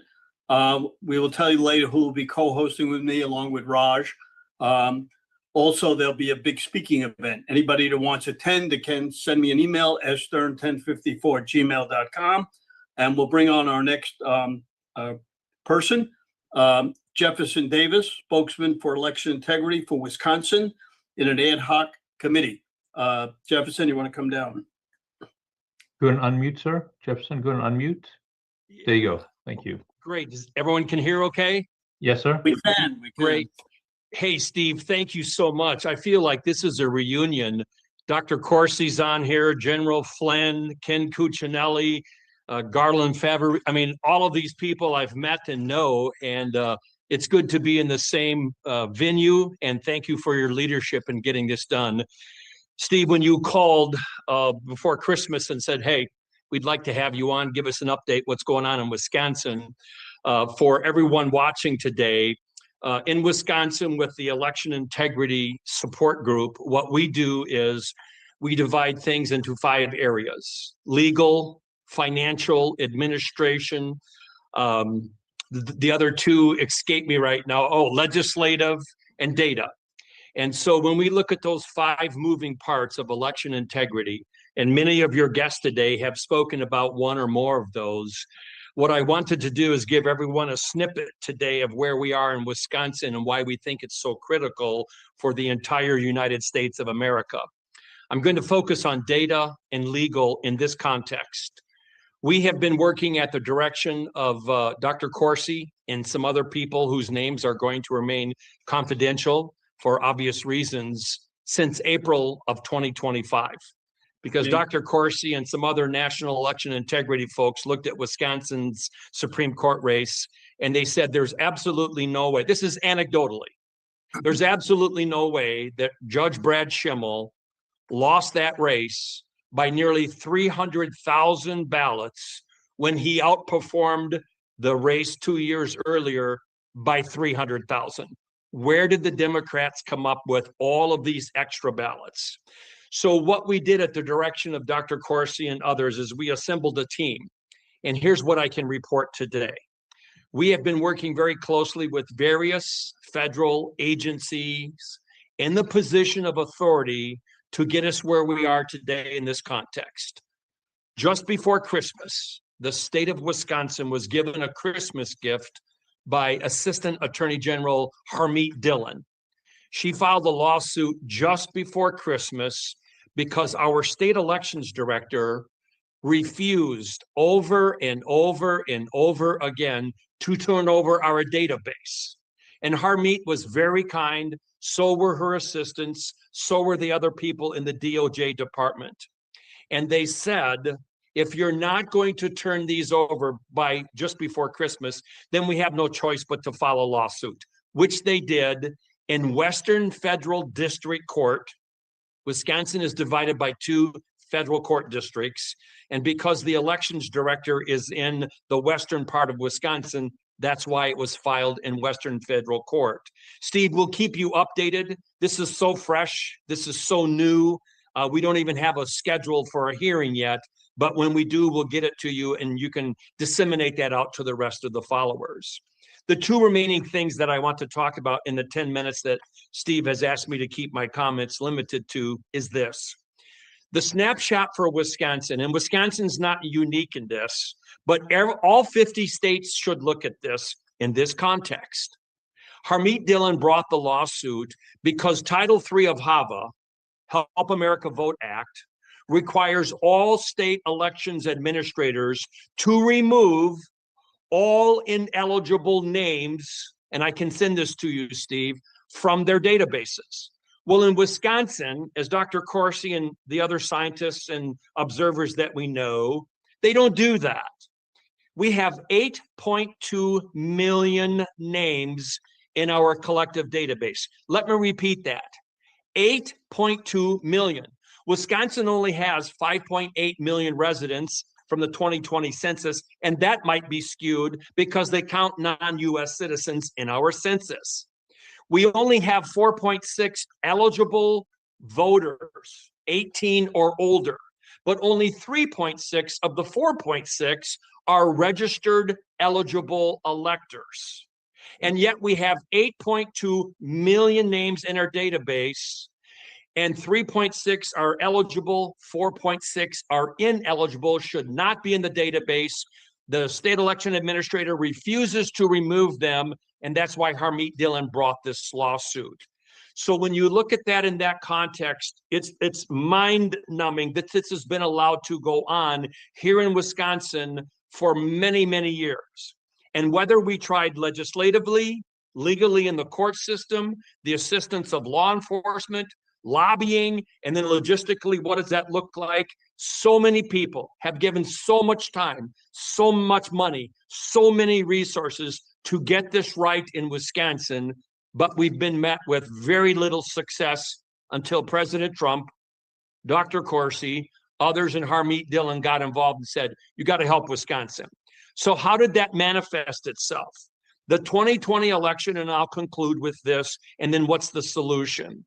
The 2020 election was reviewed by the state election administrator, the Speaker of the Assembly, the Legislative Audit Bureau, True the Vote with Catherine Engelbeck and Greg Phillips, Cause of America with Mike Lindell, and other nonprofit organizations. And this is what they found out. We haven't been able to do it for 2024, but the thing that we did for 2024 is found out all 72 counties in Wisconsin, their voter registration 1 month before the election, all 72 counties went up by 9%. And then shortly after the election, they went back down by 9%. You ask any actuarial, any scientist, any data person, and they will tell you that is statistically impossible. It doesn't happen. So what did we learn from 2020? And we better get this right for 2026, or the midterms will be disaster and the Supreme Court race here in Wisconsin will be over. Here's what we found out. In 2020, in a little dinky state like Wisconsin, allegedly 1 million people registered to vote. Half of them online with very little vetting. The other half were mail-ins or same-day voter registration. I'm here to tell you we do not have an extra 1 million people floating around in 2020 during the worst pandemic in the history of the world that said, you know what, we're going to go register to vote. 1 million. Then we found out the race was decided by 20,682 in 2020. We don't believe that's true anecdotally, but with empirical evidence, this is what we've been able to document. And Harmeet, we're working very closely with Harmeet and others to build this case. We found out that on the day of the election, November 3rd of 2020, 46,000 people registered to vote the day of the election, had a ballot processed for them, but did not have statutory required matching evidence. And yet the ballot was processed. 46,000. Remember that number. Then we find out that the indefinitely confined here in Wisconsin exploded from 60,000 to 220,000 because the Democrats were telling all the people, hey, get indefinitely confined designated. You automatically get a ballot, no photo ID. You don't have to sign a poll book. We don't challenge your signature. We don't challenge your witness's signature. 220,000 out of 270,000 had a ballot processed for them. Now we're up to 266,000. It gets worse. Then we found out, according to the state elections administrator, the Speaker of the Assembly, Greg and Catherine, and the Legislative Audit Bureau, that we had 234,000 people identified by ERIC, Electronic Registration Information Center, that had moved out of Wisconsin, but had 70,000 ballots processed for those people. We tried to get them removed before the election in 2020, but the Supreme Court said, no, you keep them in there. 70,000. Now we're up to 336,000. It gets worse. Then we had 850,000 absentee ballots put into Mark Zuckerberg's illegal absentee ballot drop boxes. 850,000. Greg and Catherine from True the Vote did a statistical geospatial analysis of just 3 counties because they had a very generous donor here in Wisconsin. They bought the geospatial technology. They found out a minimum of 137,551 of those 850,000 ballots were illegal and deposited by between 20 and 25 people. They were it was like Atlanta, Georgia all over again. 100. 1 minute. Yeah. 1 minute. Thank you. And I'm almost done. Last thing is this. Then we went to the nursing homes. And we went to 91 nursing homes and looked at the voting records of 3,301 residents. 3,261 of them had a ballot cast for them. When you put this together, thank God we won 2024 because we made it too big to rig here in Wisconsin. The solution is this. We need prayers and we need Harmeet Dillon and her staff to prosecute these people here in Wisconsin because this is criminal and it cannot continue, or you can kiss 2026 goodbye in Wisconsin. Thank you very much. Thank you, Steve. A few little notes. I got a text here from my good friend Robin Sachs from Maryland. She said, this is such a powerful call. As Trump would say, this call is hot. So, me listening to this and putting all the people together are unbelievable because we have to thank everybody because it's hard to get everybody on. I want to tell you something that we're doing in Broward County. Can everybody see this? This is a flag that we're giving out, thousands and thousands of flags with America 250. I don't know if you can see that or not. So, yes, we can see it. We can see and it. it tells you where to go to get in touch with the Broward Republican Executive Committee. Chris Marino, our chairman, I'm the vice chair. We have sent out 300,000 emails, texts at a cost of $30,000 to every Republican household that has one Democrat or independent in their household. And we'll continue to do this. Some of the results, we've turned 1,300 Democrats to Republicans, another 1,000 to independents. So it's important that we communicate with every Republican around the globe to let them know here around the United States what we can do. Also, we want to thank everybody. This is our biggest year we had for the flag shirt and winthrive.com. We don't even have time to put anything out today because we have so many guests. And our next guest, each time that we have this, we try to get a podcaster on because they are the ones that are promoting us, and it's very important. And today we have the host and co-host of the Big Mig and the Crypto Power Hour. And the Big Mig is one of the big people that started with us. And Lance, I've been on the program a couple of times, so it's Lance Migliaccio. If I got it right, I apologize. Anyway, Lance, you want to come down and give us a little background? He has so much information, it's unbelievable. He could use 2 hours.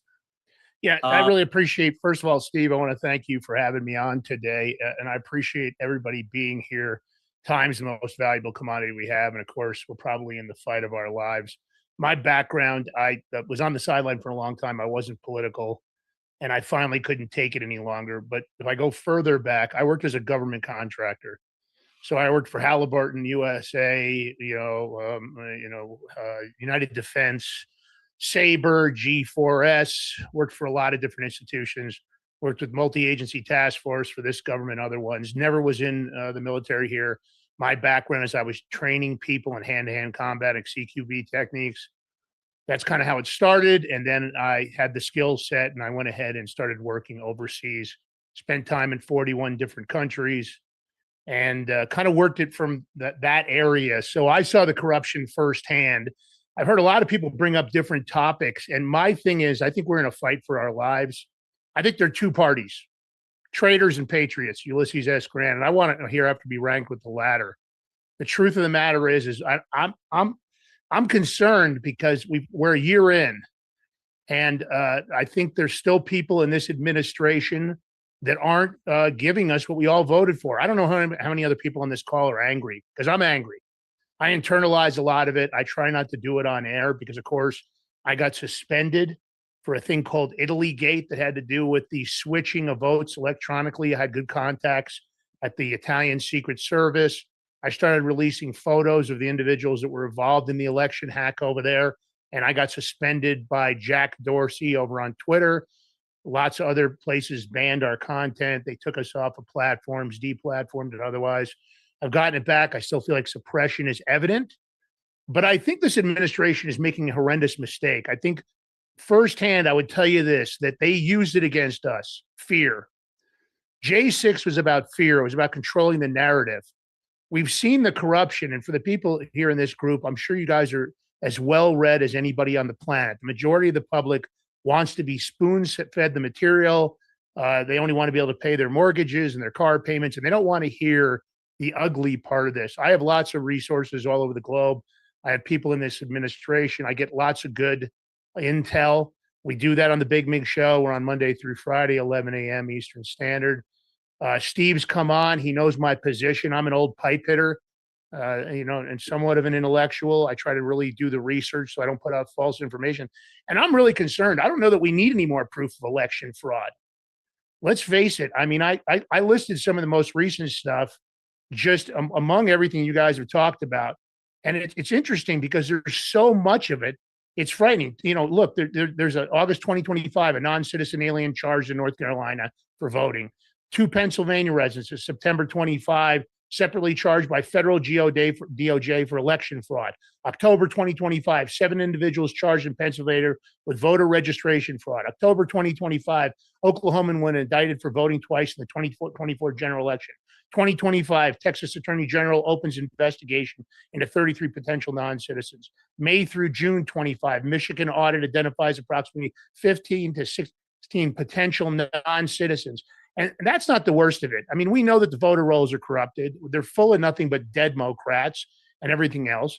But the problem is that, as a contractor, sometimes we made a decision. And I can't say that I was always a good man, because I wasn't. I was an opportunist.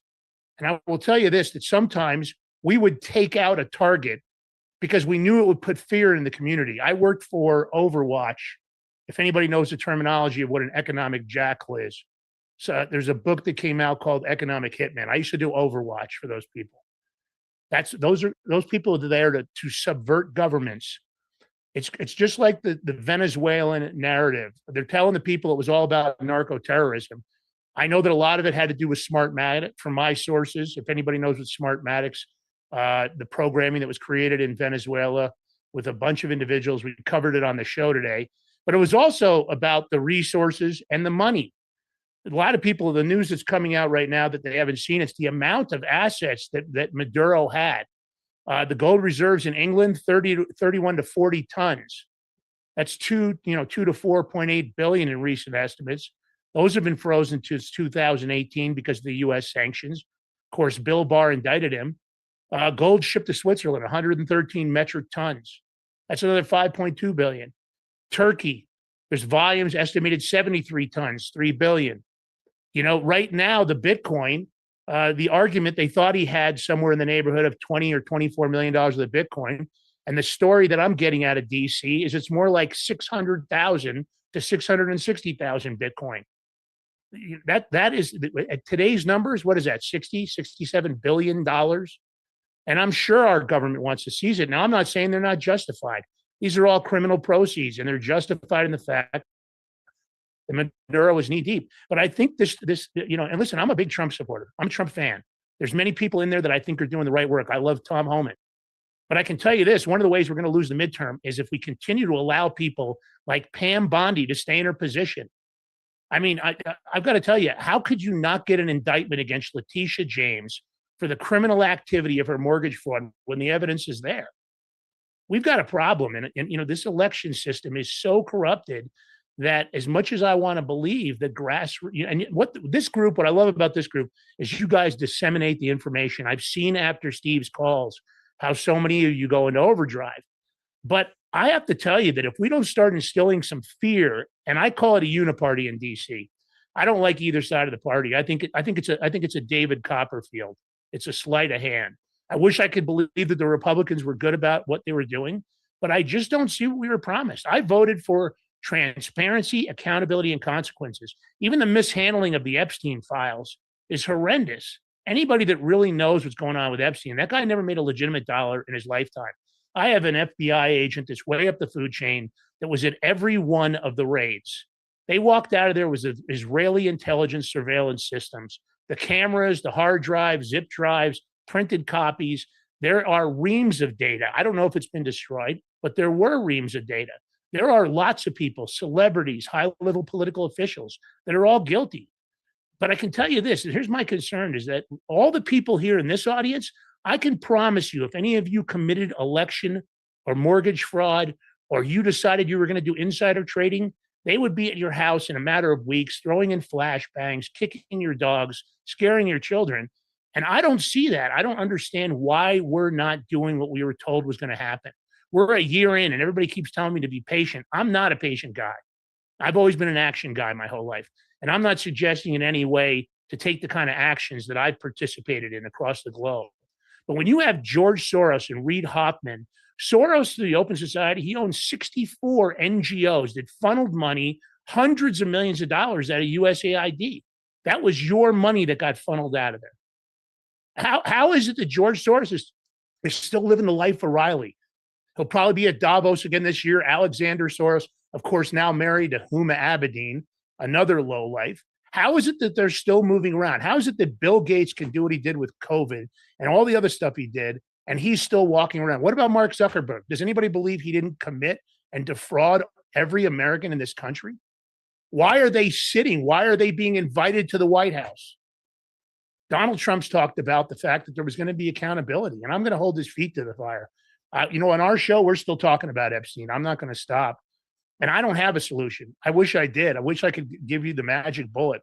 And I think what I love about the people on this listening to you is how positive, you know, and you guys are making your own personal moves, and that's important. But I have to tell you this, fear is a powerful motivator. And I can tell you tomorrow, if Nancy Pelosi got drug out of her place in San Francisco, hog-tied with a hood on her head, I would bet that would put the fear of God in them. I think if Barack Obama got indicted for his treasonous acts and drug out of his home and didn't go back, because again, look what they're even doing, what they did. Even the few indictments we have, and I always joke around the show that Pam Bondi is the AG of Fox News. I don't need any more interviews. I don't need any more promises. I need action. I want to see these people face the same consequences. Yeah, I want to see these people face the same consequences. So I can tell you this, if there's one thing I would tell everybody to do, don't give them a break online. Go for the jugular. There's nothing, you can't be nice. Listen, when I faced evil and I looked it in the eye, you can't be nice to evil. These people don't deserve nice. They don't deserve patience. They don't deserve, oh, geez, we're going to wait. We're going to have some more popcorn. I'm telling you right now, go after them viciously online because that is what they need. Because at this point, I don't know how we fix this. I hope there is a solution. And Steve, I know this is probably not the message you'd like me to give, but I'm so worried about where we're at. I'm worried for my daughter. I'm worried for the country. I'm a real American, and I only want one thing. I could care less You know, the Iranians are doing what has to be done. Okay. I'm not saying I agree with Iran about anything, but the people are on the street. There is no doubt that we're in a point that I'm not sure we can vote our way out of this. I hope we can. I hope there's a solution for it. But if we don't get voter ID, if we don't smash the machines and throw them into big shredders, I don't know if we'll ever win another election. And right now, Polymarket says 78% that we lose the midterms. So that's my call to action, as much as I'm sure it wasn't a great message. It was. Thank you very much. We appreciate it. And tell everybody how to come on to your show. Yeah, see it? find us over on Rumble. We're back on YouTube. You can find us on Rumble and Local. It's the Big Mig Show. We also have, and that's 11 a.m. Eastern Standard, Monday through Friday. You can find us on all social media, of course, X, True Social. And we also have the #1 crypto show. If you want to learn crypto from the ground up, 7 a.m. Eastern Standard on Wednesdays and Fridays on Rumble also. Thank you very much. Hey, Okay, thanks, if Steve. anybody- Thanks for having me, guys. We want to also remind everybody, we're going to have a special 9-minute video on Tina Peters, which is going to be one of the most important ones you've ever seen. It's at 4:30, 4:35. I want to correct a couple of things. It was Robin Balcom from Washington that sent me that wonderful text. Also, John Goodman is at John Good 1965 at True Social. He's a right-hand guy. I had him at X, so we're sorry about that. Our next presenter will be Meg Denning. She's a volunteer director at True to Vote. You want to unmute her? Go ahead, Meg. Hi, everyone. Can you hear me okay? Yes, go ahead. Perfect. So I just wanted to start off by saying thank you, obviously, for having me here, for having me be able to represent True the Vote. I really believe in what we do as an organization. And obviously, Catherine she knows everything about elections. And so if you've got questions, she's the person to go to. I just did want to preface this really quickly by saying that I'm just kind of going through the chat here, and I'm seeing a lot of people really discouraged, and I understand more. I mean, I'm sitting here because I decided I was so discouraged. I was so angry at the state of our nation that I had to do something. And I think that what we need to remember as a nation is that we are founded by God and for God, for the people. And if you go through any story in scripture that has to do anything with deliverance, you're going to see what we're experiencing right now. And there is oftentimes, slavery, there's corruption, but then it comes to the people awakening and having enough. And then they turn to God. And then God is able to work with the people. And that you see a deliverance like you've never seen before. And I believe that God is doing that right now, again, in our nation. And we have citizens, who are awakened and ready to move. But the number one thing that we hear at True the Vote is, what's the point? Because our representatives, our politicians, that no one cares, no one listens to us. But if we don't start somewhere, we're not going to get anywhere else. We're not going to get anywhere by standing in place. A step forward is a step forward. Even if that's a 5-minute phone call, even if that's a post on social media, a respectful one to your representatives, but just getting the word out there. And that's something that we do at True the Vote, above anything else, is citizen engagement. Whether you've got 5 minutes, an hour, or full time to volunteer, we will get you to do something. And so we really need people as a collective to step up and do exactly what everyone here on the call is doing. And you're educating and you're encouraging everybody and just giving them ways to get involved, or just to even have that knowledge. Prayer is our most powerful weapon. So if you can't go out and volunteer physically, I had a lady, I prayed with her on the phone. She had a broken back. She was in her 80s. And she said she can't do anything, so she prays. And ma'am, God bless you. That is enough. That is what we need. So moving on to True the Vote, I know I've got a couple of minutes. I did want to say, with everything that's coming out right now, I think that we can all agree that citizen engagement is actually the most powerful thing that we're seeing right now, aside from prayer. And I don't have to get into the details. Everyone's seen Fulton County and Minnesota and everything like that, and what has been coming to light because of citizens getting involved. And so obviously a lot of that is coming to light. We're getting a lot of questions about that right now.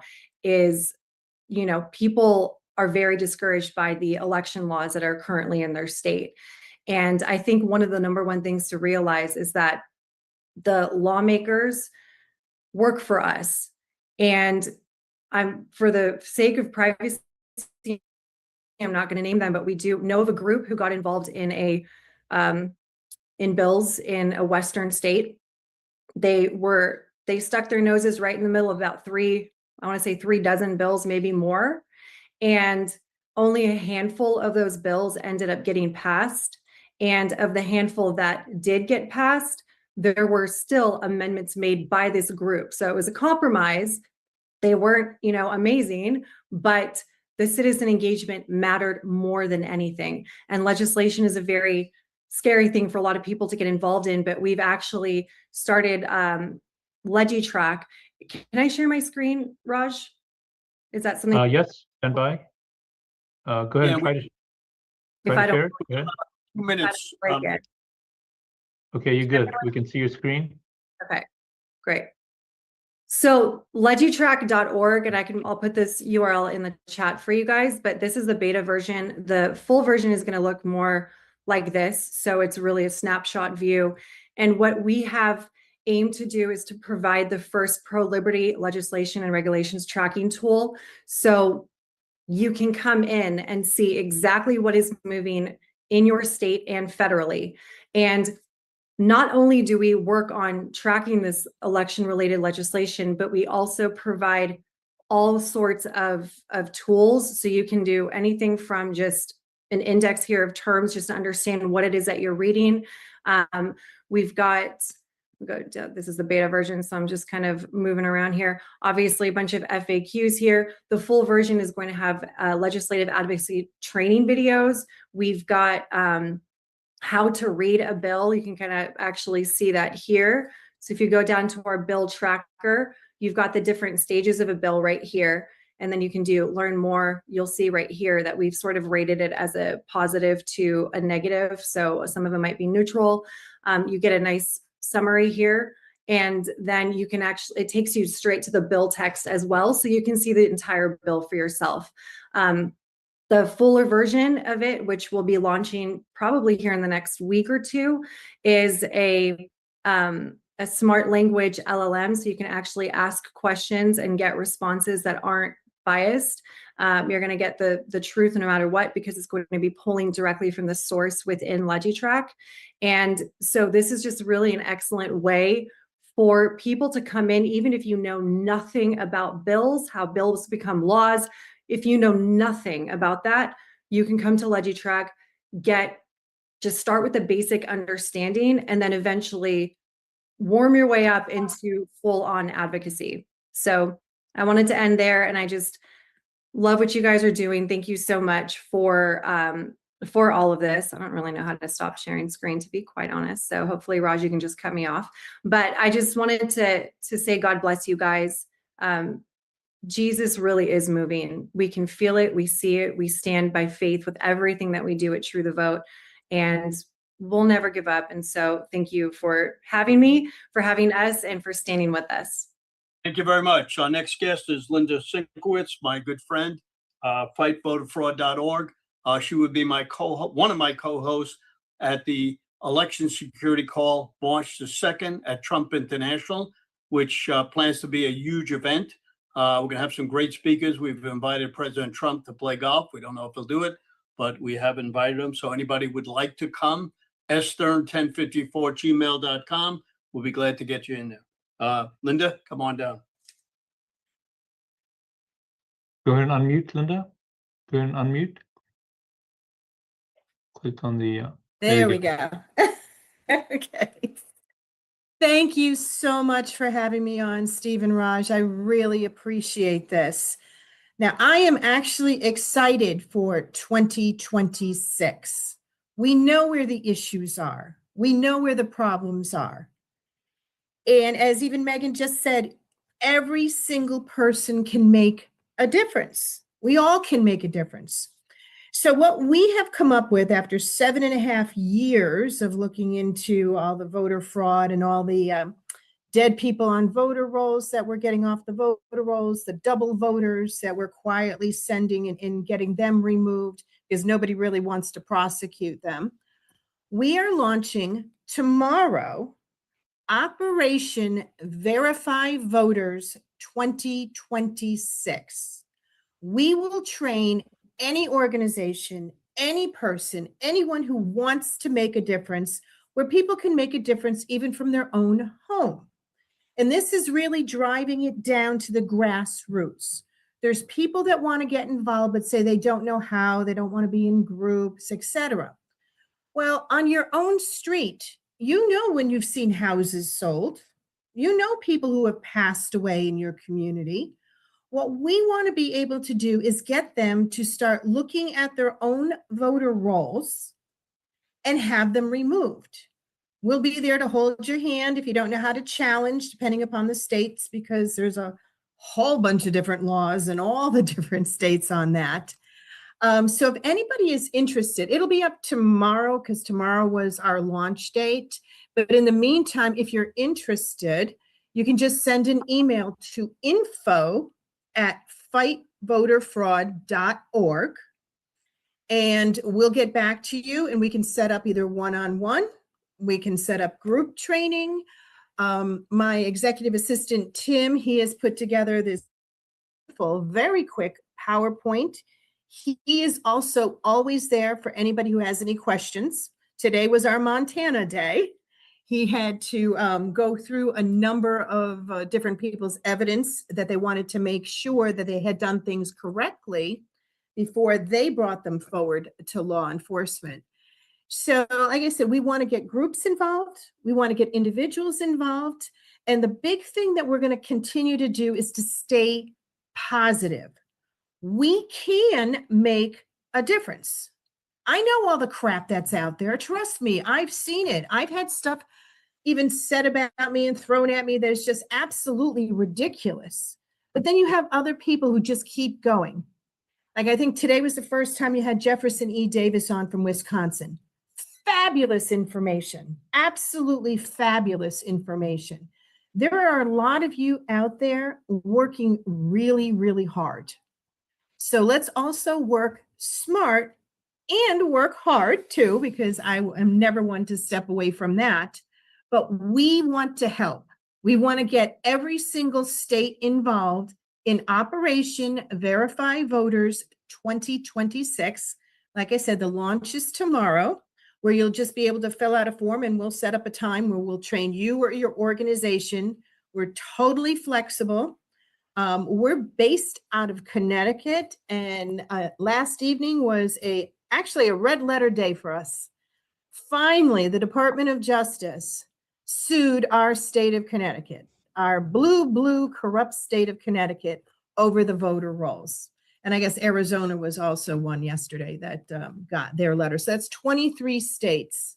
And if anybody's interested in knowing what the DOJ is actually doing and the misinformation that is out there, you'll hear the left say, oh, they're building voter rolls. You know, they're going to be spying on us. They want all our personal information.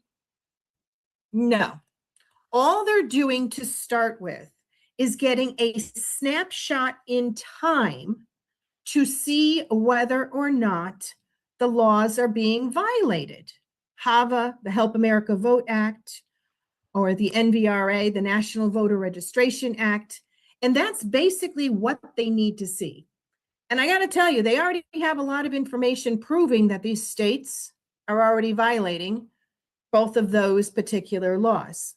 Our organization, if you are interested, and we offer this for free, is we will do an analysis on your voter rolls.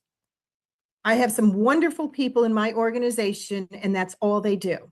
And it is unbelievable the stuff that we have come up with. And we keep track records on everything to show everything that's going on. Not quite as extensive as what Marley Hornick is doing. And I know you guys are going to be really impressed if you aren't already, on all the stuff that you're going to see this year that she has done. The woman's brilliant. But anyway, so we're here, we're staying positive, and we want to help everyone, whether you're an individual, whether you're a group. Just send us an email or wait till tomorrow and click on the thing and, fill out the form, and we'll get back to you on that. The other part of what I wanted to say before I got off was that we just completed our first year of having our TV show called Sinkowitz. It's on OBBM Network TV, Rumble, and YouTube. And basically, it's once a week, and we talk about all different states every week. And I usually have a guest come on as well. So if any of you would be interested in coming on my show, please send me an email to Linda, Linda, at fightvoterfraud.org. And we're already starting to book for February. So again, info@fightvoterfraud.org if you're interested in our Operation Verify Voters 2026. And thank you so much, Steve and Raj, for having me on. And Steve, I'll see you in person, March 2nd. You got it. down Thank you in very West much. Palm. Happy New Year. And thank you for all Thank your you. help. Our Thank next you. guest is Kelly Walker, founder and editor of Freedom Talk magazine, co-founder of Parents Demanding Justice. Kelly, come on down. Steve, thanks for having me on, and great to be here with all these patriots. I've also been communications director for Mike Lindell for the Lindell Offense Fund. And Mike has joined me in Freedom Talk magazine, which you can find at realfreedomtalk.com. We call it the Journal of Truth and Virtue. And in fact, the January issue, which Mike is about to send out to his list, and we have tens of thousands of more emails that we get sent to through various collaborators. All in all, it goes out to about 3 million email addresses. But I've got an article in this issue, and the title of the issue is The Unbreakable American Spirit, in honor of J6 protesters and others who have paid the price for standing up as citizens. But I have an article on Mike Lindell and Venezuela and voter fraud in Venezuela that I think you'll find very interesting. It's based on some media releases and articles and such that I've written for Mike. Go ahead. And what I found out today is down in Oh, I think we're catching somebody's mic there. Good. Yeah. So just go to realfreedomtalk.com. It's free to subscribe. We have a premium edition, but we're hooking up with people like Emerald Robinson to share content. We've got a lot of writers like Eric Metaxas and others. So I want you to look at that as a resource. What we want to do is not just report the news, but really dig deep and get behind why things are happening, really apply the founding principles of our country so that people can really understand what's going on. And I definitely believe in the power of the people. I've stood up from the time my family had a coffee shop in Tucson, Arizona, and I got arrested for speaking legally at a board of supervisors meeting on TV. That's kind of what launched me. And I had the choice to either hide or fight, and I don't run from a fight. So I've been involved in a lot of things. I do work for the Epic Times, among others, but I've been a staunch advocate for parents who were targeted by the federal government, by the Garland Monaco DOJ, who designated them as so-called domestic terrorists. And I found out later, and this was a second arrest for speaking out at a school event, that I was target number one of Merrick Garland as a so-called domestic terrorist. So Sam Sorbo and I, Kevin Sorbo's wife, we started Parents Demanding Justice Alliance, I'd say about a year ago, actually a little more than a year ago. We've been up to DC and back several times. And one of your speakers, I believe it was Lance, was talking about how we support President Trump, but a lot of people feel like some in the administration really aren't coming through for us. And Sam and I, Seek Smith, Alex Newman, and several others who are part of the Parents Demanding Justice Alliance, we have talked to Ed Martin, Harmeet Dillon, people at the Department of Education, Vince Haley, many, many others, detailing the plight of these parents, many of whom have suffered on a level with J6, imprisoned, drummed out of jobs. My family's experienced it all. I mean, when you're attacked by the federal government, it's not pretty. Let me tell you. So we've gone and we put together a dossier of targeted parents. Again, you can find all of this on realfreedomtalk.com. There's a Parents Demanding Justice Alliance page. We've been on all the shows, John Solomon, Steve Bannon, Fox, all you name it, we've been on it. And Pam Bondi, I don't like to speak negatively of people, but she had promised these parents a hearing on October 16th so that some of the parents and Sam and I could speak about this problem. And then she canceled the hearing last minute. And I was there in DC at the Senate hearing where she testified as if rescinding the Garland memo designating parents as domestic terrorists solved the whole problem. She claimed that this isn't going on anymore, and it is. In fact, some of these left-wing people in the schools and involved in local governments are emboldened by the lack of action. So they're doubling down on parents. We've had at least 3 parents commit suicide because they've lost hope. If you go and look at the dossier, you'll be amazed. And I'm one of the most extreme cases, but they picked a fighter and someone who loves their country.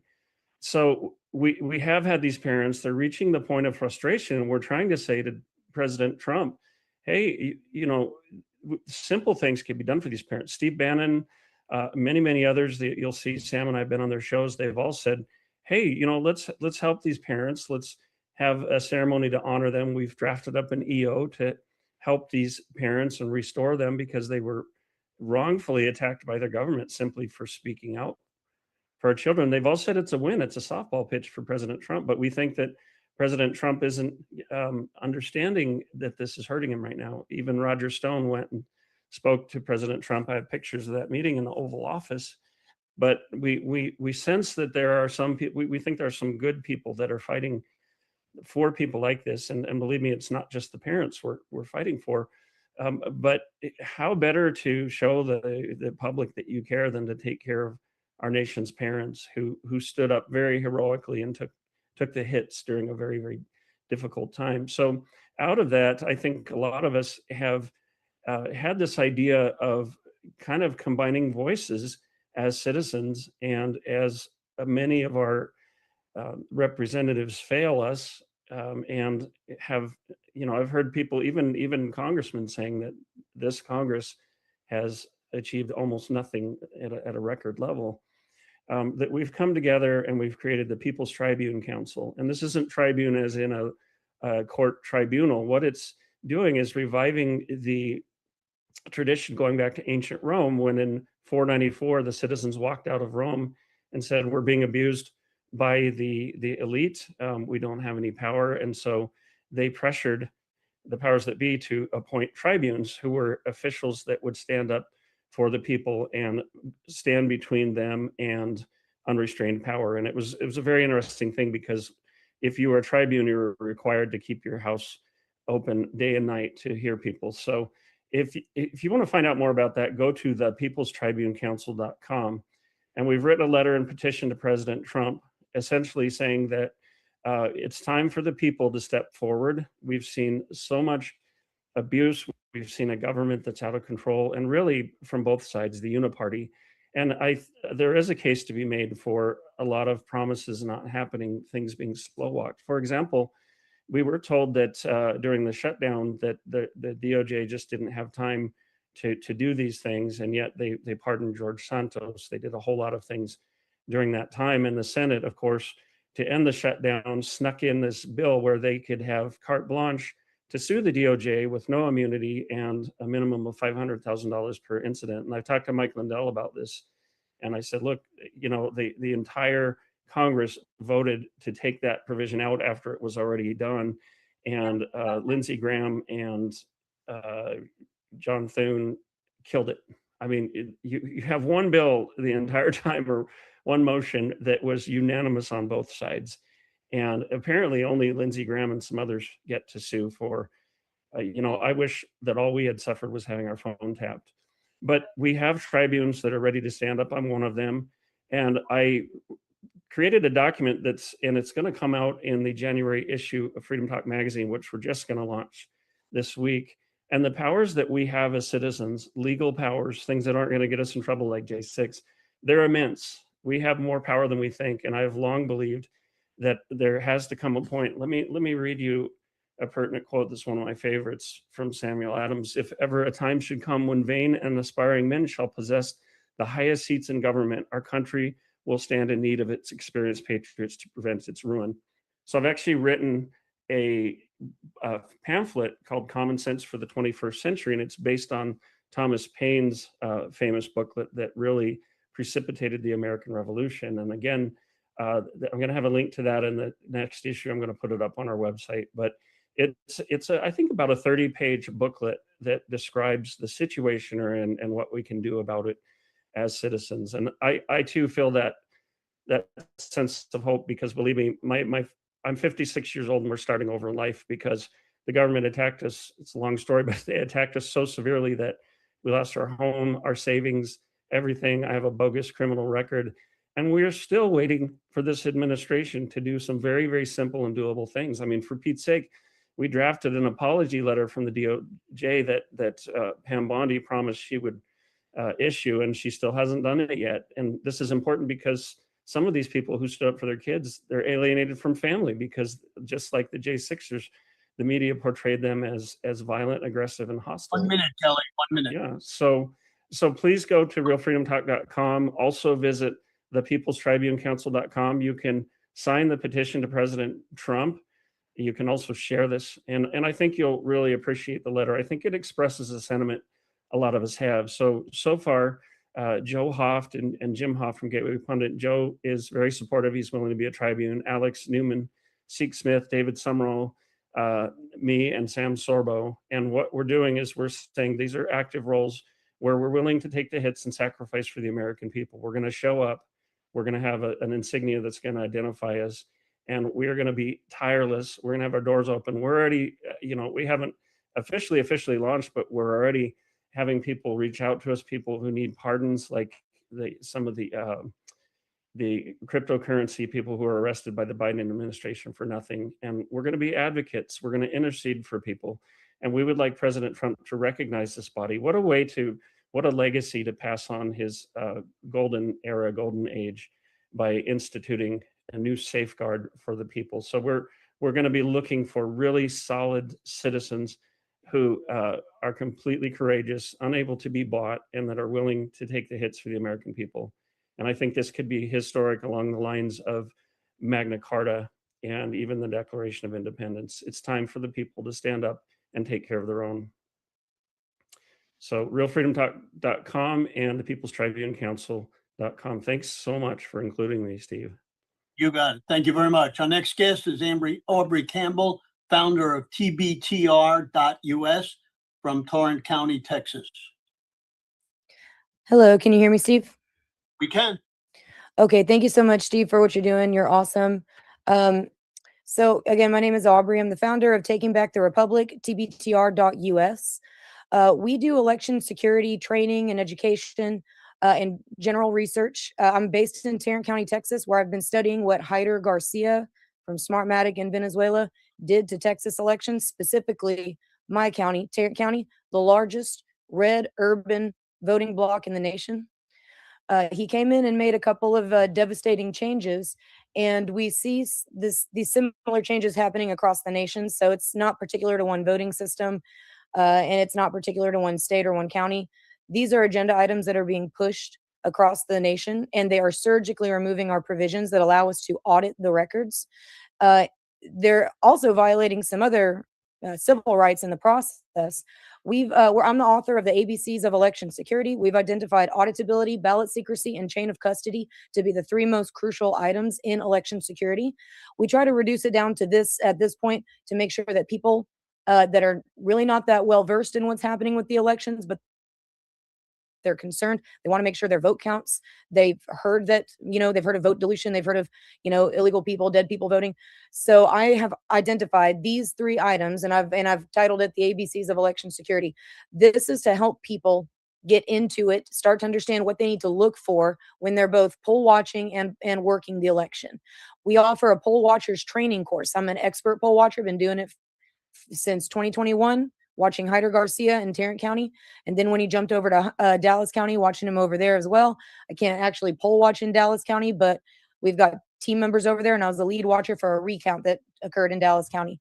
And we have significant evidence of what's happening related to erratic date and timestamps related to the creation of election records, including early vote result tapes, election day result tapes, and other election records. Hyder has thoroughly destroyed our chain of auditability. Whenever we cast our regular ballots outside of precinct, not only does it destroy auditability because you don't have all of the ballots of a precinct together, but it actually facilitates a ballot secrecy issue that allows us to pull thousands of ballots. We worked with a couple of warriors down here in Texas, Susan Valiant and Barry Wernick. Both of them are actually on the ballot this time, but in the past few years, they've uncovered and exposed a gigantic ballot secrecy violation. This is not only a violation of the Help America Vote Act and state provisions related to ballot secrecy, but it's a civil rights violation as well, because the voters have a right to cast a secret ballot. When the issue was exposed, the Secretary of State initially denied it, but when it became undeniable, they actually issued an order for full redaction of election records, be it the ballots or the voter rolls. They authorized the redaction of a variety of election records because they weren't quite sure how we were doing it. And there are a few ways to pull ballots, but one of the easiest ways from publicly available records is to allow voters to cast regular ballots outside of their assigned precincts. And it's not every single voter, but it's a lot of them. It's too many of them. In fact, Barry Wernick outlined how many Democrats and how many Republicans in the state of Texas were affected in the last primaries because of this county-wide voting issue, which is in other states, they call them county-wide vote centers. In Texas, it's the same concept, where instead of casting all of the ballots precincts together, you allow the regular ballots to be cast county-wide. Okay, when you cast all the ballots of a precinct together, it protects ballot secrecy. And that inherently protects auditability because there's no need to redact election records. Okay. That also strengthens our chain of custody for precinct returns because we have all of the precinct returns together. All of those ballots are together. It makes recount speedy and audit speedy. Recounts are extremely expensive, at least in the state of Texas. I haven't participated in any outside of the state of Texas, but inside the state of Texas, the recounts are killing most of our candidates. Most people won't file a recount, even if they have decent suspicion over what happened in an election because of the cost, just the sheer cost. Just the time it takes to sort the ballots back out by precinct takes several days. I mean, they nearly extort these candidates, in my personal opinion. But I've identified a way using our current voting systems that we can both cast our ballots by precinct while still honoring county-wide access that's required at the state level. The use of provisional ballots is federally mandated. And basically what it is, what it means is that the provisional ballot law and federal law says that anybody who's not on the list of registered voters has to vote provisionally. Or if an election official says, no, I don't think you are who you say you are, you have to vote provisionally. We're going to put a little bit more scrutiny over those provisional ballots. What we need to stop is allowing our voters to cast regular ballots across the precinct, across the entire county. But the goal here, whenever you lock it back down by precinct, is to kind of catch some of those issues where you're seeing all of these late registrations being added to the e-poll books, the electronic poll books, and they're coming in not only the last day of the registration of the election, they're coming in throughout the election. 3-4 days into the election, we're seeing the number of registered voters go up and up and up. Then after the election, we see that there's a record that those late registrations cast a regular ballot. We need to stop that. If we lock down both early voting and election day by precinct without making any legislative changes at the state level, we can restore ballot secrecy and auditability and strengthen our chain of custody. These are all state and federal election laws that we need to stand on. Okay. None of the countywide laws, the countywide access laws in Texas, either for early voting or for the countywide polling place program, which authorizes countywide access on election day, neither one of those laws guarantee any voter a regular non-provisional ballot at any location. They just say you have to be able to vote at every location. So if we simply assign precincts to our existing polling locations and print a paper poll book, use that paper poll book to determine who gets a regular ballot at every location, And if they're not on that paper poll book, which is delivered at the beginning of early voting, the first day, then they vote provisional. We're going to have a little bit more scrutiny over some of those late registrations and see, was it the voter's fault that they were a late registration? Or did the Secretary of State, what usually it is the counties say the Secretary of State sent us all of these registrations very late, and we didn't have time to enter them in before the election started. I said, okay, they're not going to cast a regular ballot if they're not on this paper poll book prior to the start of the election. But we can use those e-poll books to check people in, including provisional voters, and to generate their proper ballot style. So I have a proposal. You can read it at tbtr.us. And it's called Primaries by Precinct, because I know that in some of these upcoming primaries, you still have time to stand on this, to stand on the federal mandated use of provisional ballots to satisfy countywide access, so that you can cast your ballots by precinct, whether putting all of the ballots of a precinct together in their assigned ballot box on location, or whether casting them provisionally where they are sorted and counted by precinct there. This is the best way to restore ballot secrecy, which will prevent them from having any excuse to redact these records, okay? We've got a few other reports that I think you guys will like, including a poll watchers training course where we tell you exactly what we look for, having been watching Hyder Garcia change our election procedures in our county, because it's a pretty good template of what's happening across the nation. Now, if you haven't heard, Hyder Garcia worked for Smartmatic in Venezuela. He got called a son of a bee by a committee in the Filipino legislature for issues they had with Smartmatic. Then he came to Tarrant County, Texas. Absolutely. Okay, thank you. He came to Tarrant County, Texas, changed way too much. We've had to start backing out of it and reversing it. And one of the last things we need to do is switch back to county voting by precinct. That's number one for everybody. You can't even do a hand count unless you're voting by precinct. Okay. Hyder Garcia then jumped to Dallas County, where he did his thing over there very swiftly. Now he's working for Hart InterCivic, who is about to release their new Verity Vanguard system, which is VVSG 2.0 certified. So they're preparing for a market takeover with that new suite. You can go and learn about that. They're pretty open about it. We try to make this stuff really easy to learn for people, including young people. Okay, we have constitutional philosophy that we put into coloring books right here.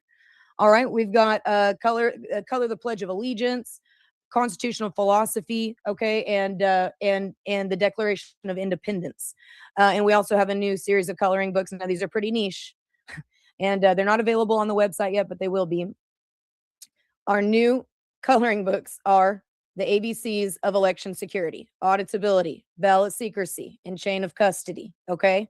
I haven't opened this as my sample packet yet, but inside these, okay, we have the terms that your kids need to see.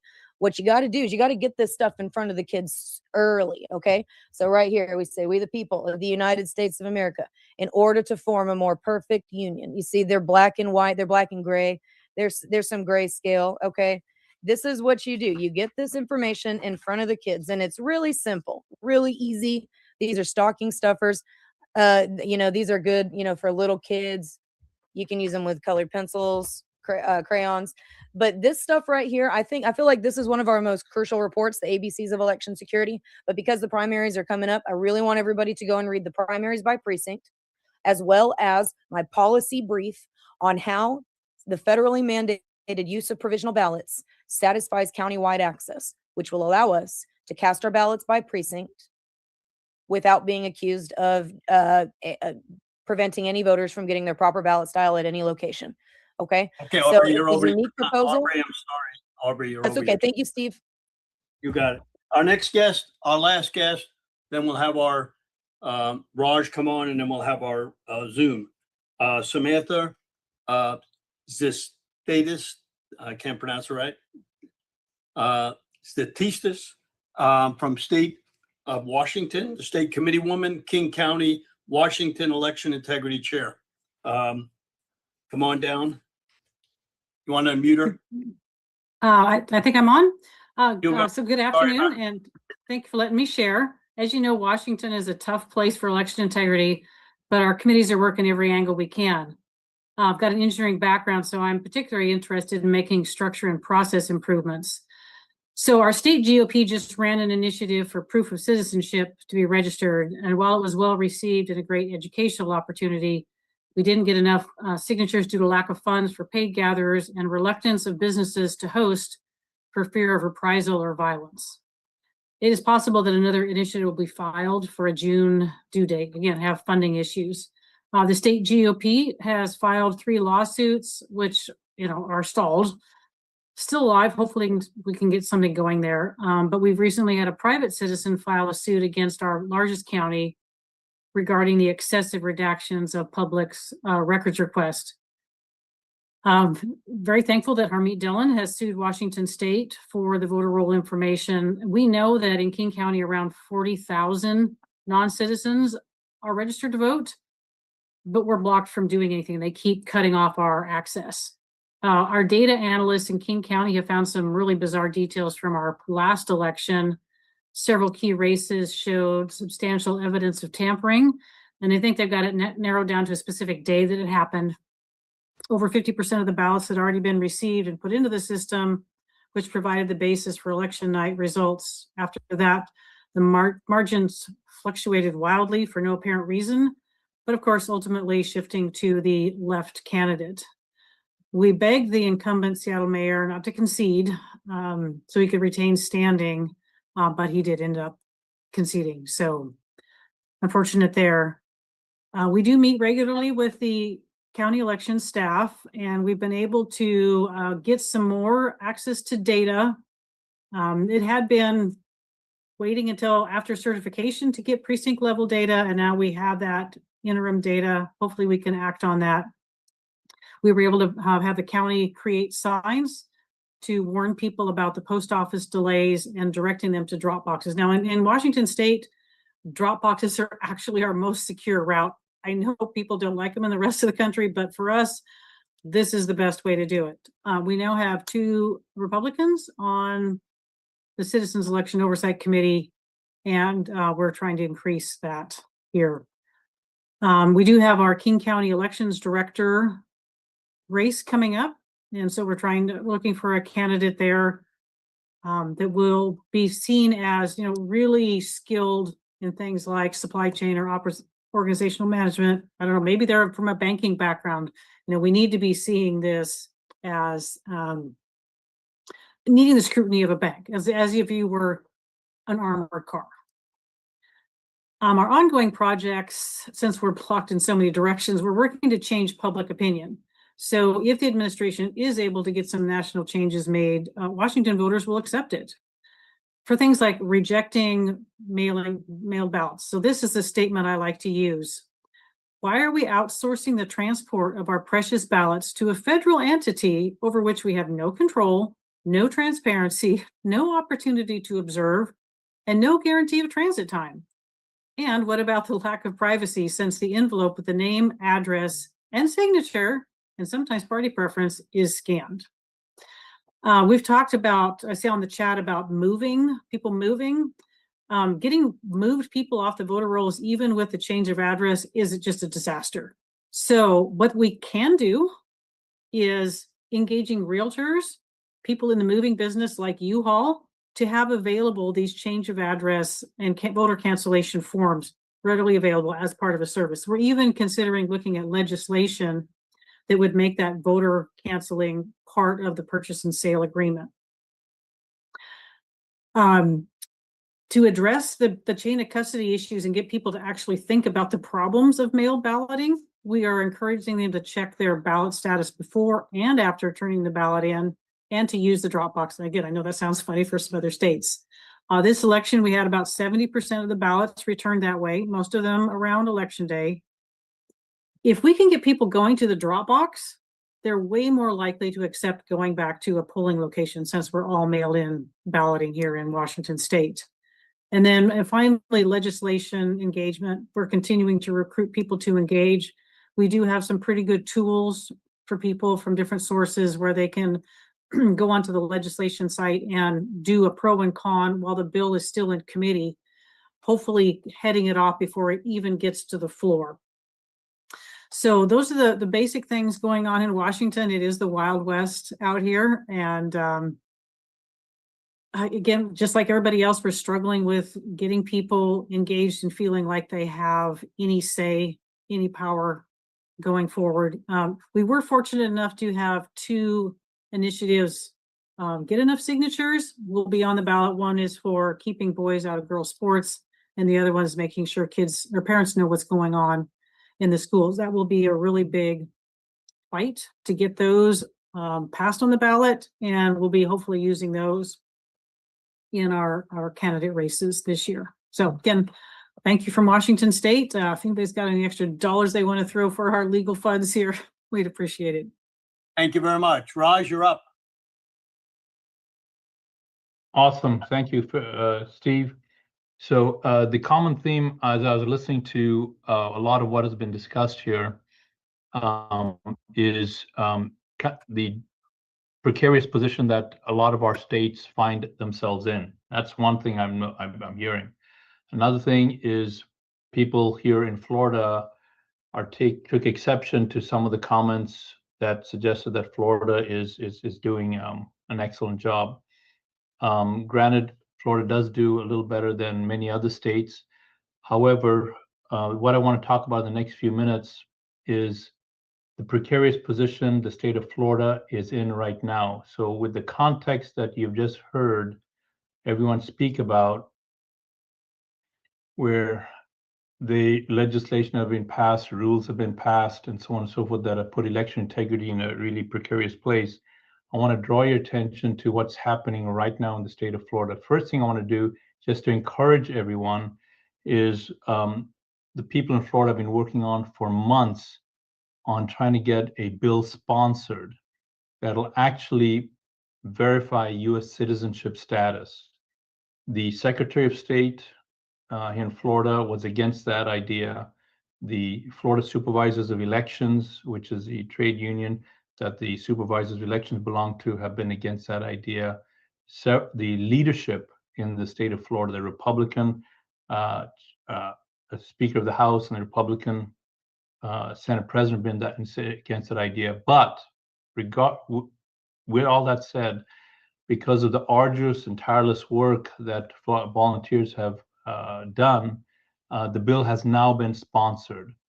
And this bill is simply going to require verification of citizenship.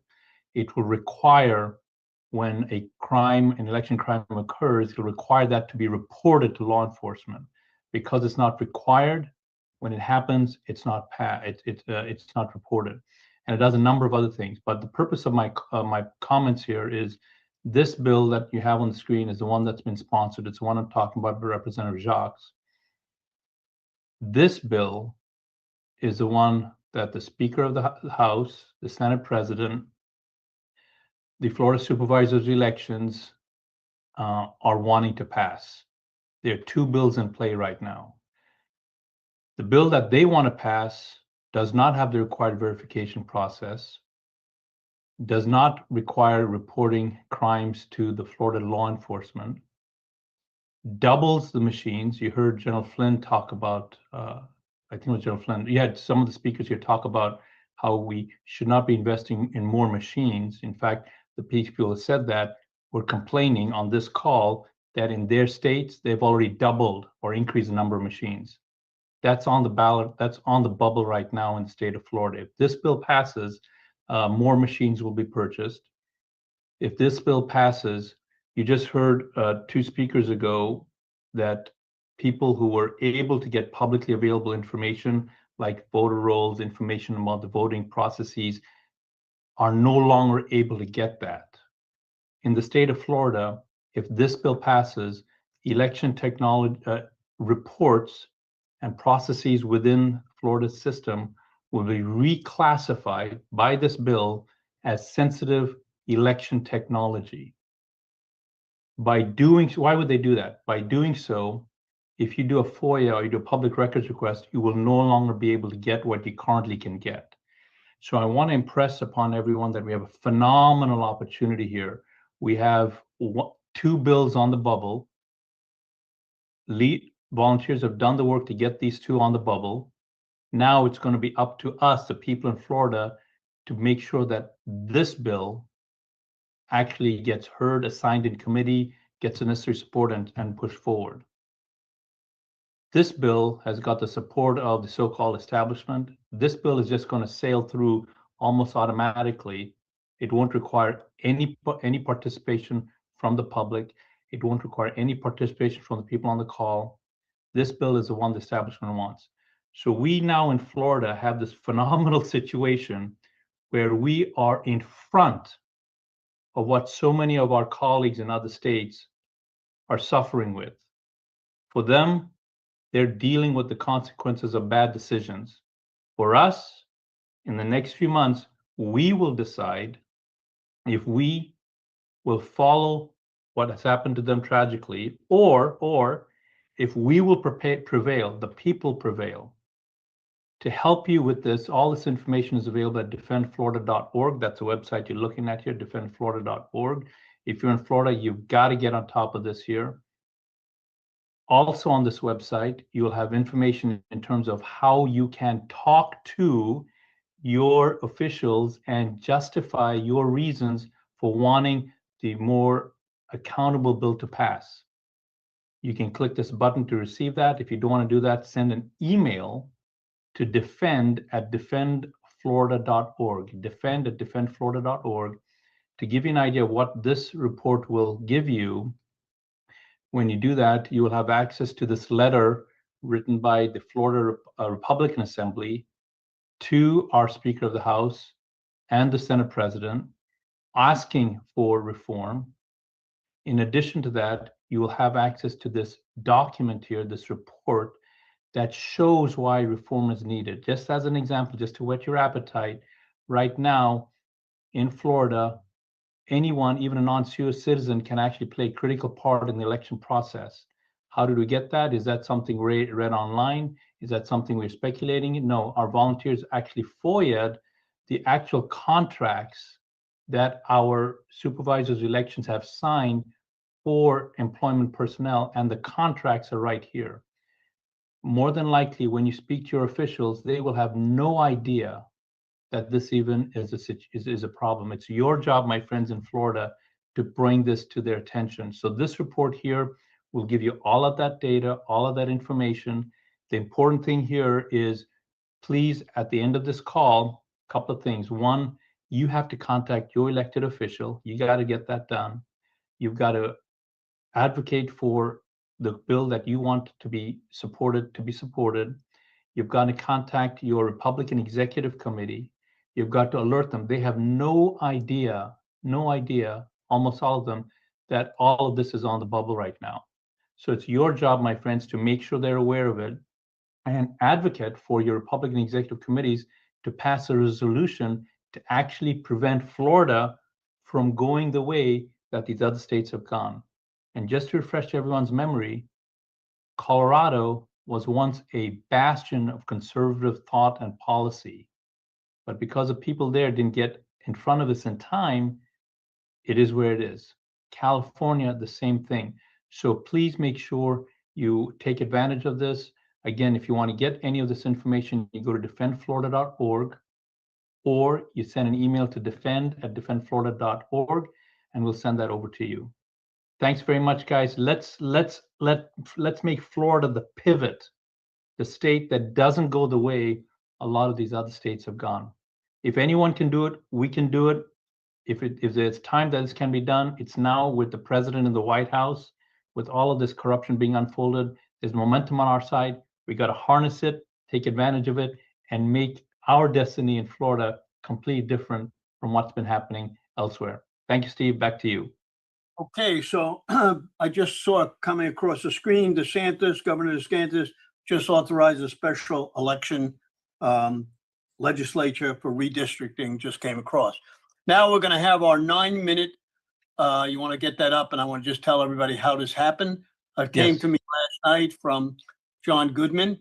John Goodman, Matt Struck, Ryan, all put this together. You can reach Matt Struck, friend of Tina Peters, at Real TT1776 on X, John Goodman at John Good 1965 on Truth Social, Ryan on X, MAGA _Punch Ryan at 1773 TV.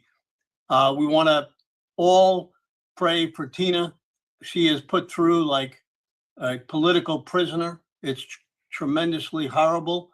We'll talk about it on the next one. Hopefully she'll be out by then. We want to thank Larry Courtcamp from OBBM Network, who's putting this on all through his network, and we appreciate that. Go ahead and put that on. We're ready to go.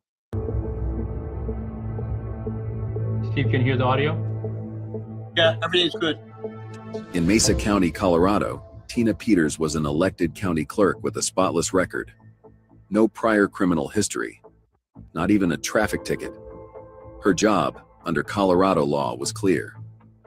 The county clerk is directly responsible for preserving election records. Statute 15.060 states it plainly. The responsibility for election records belongs to the county clerk. Everything changed after the 2020 presidential election. Tina noticed irregularities in the vote counts that didn't add up. Concerned about the integrity of the results, she did exactly what the law required. She preserved forensic images of the voting system hard drives before any records could be altered or destroyed. Those images revealed troubling discrepancies, potential evidence of fraud that needed investigation. Tina didn't hide her findings.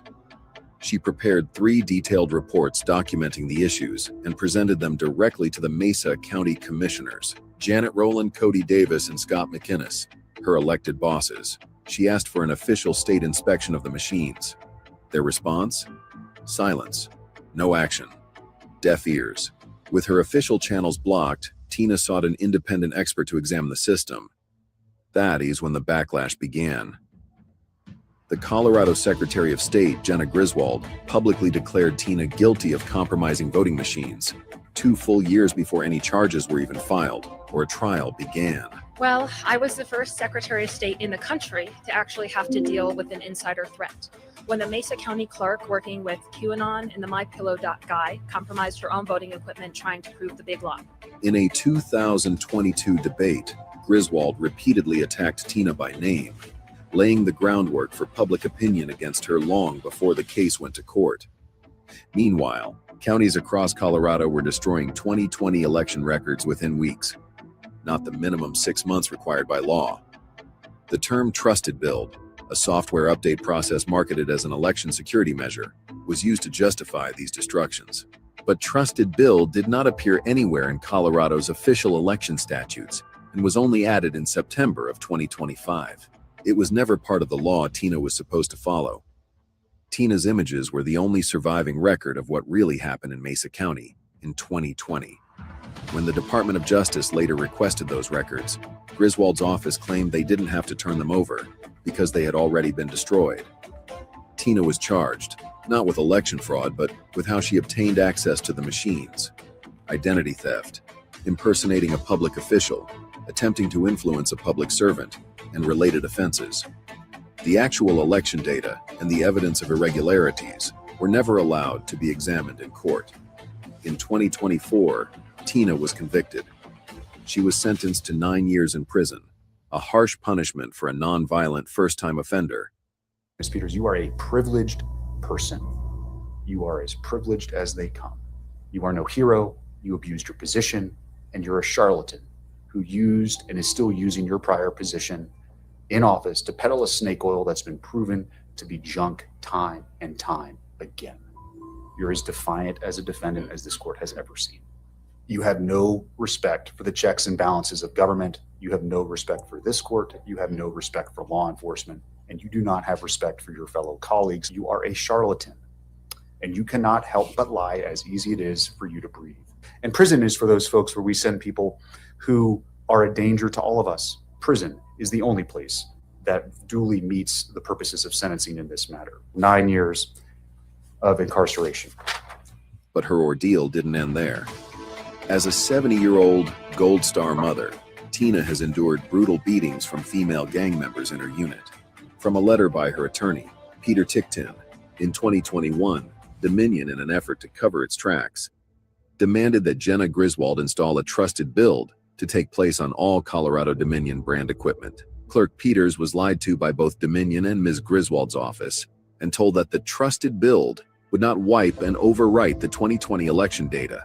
After the trusted build was installed, Clerk Peters conducted a subsequent preservation of data, and she learned that it had, in fact, wiped and overwritten 29,000 files of the election records which were required to have been preserved by federal law. Clerk Peters' lone copy of the Colorado 2020 election is essential.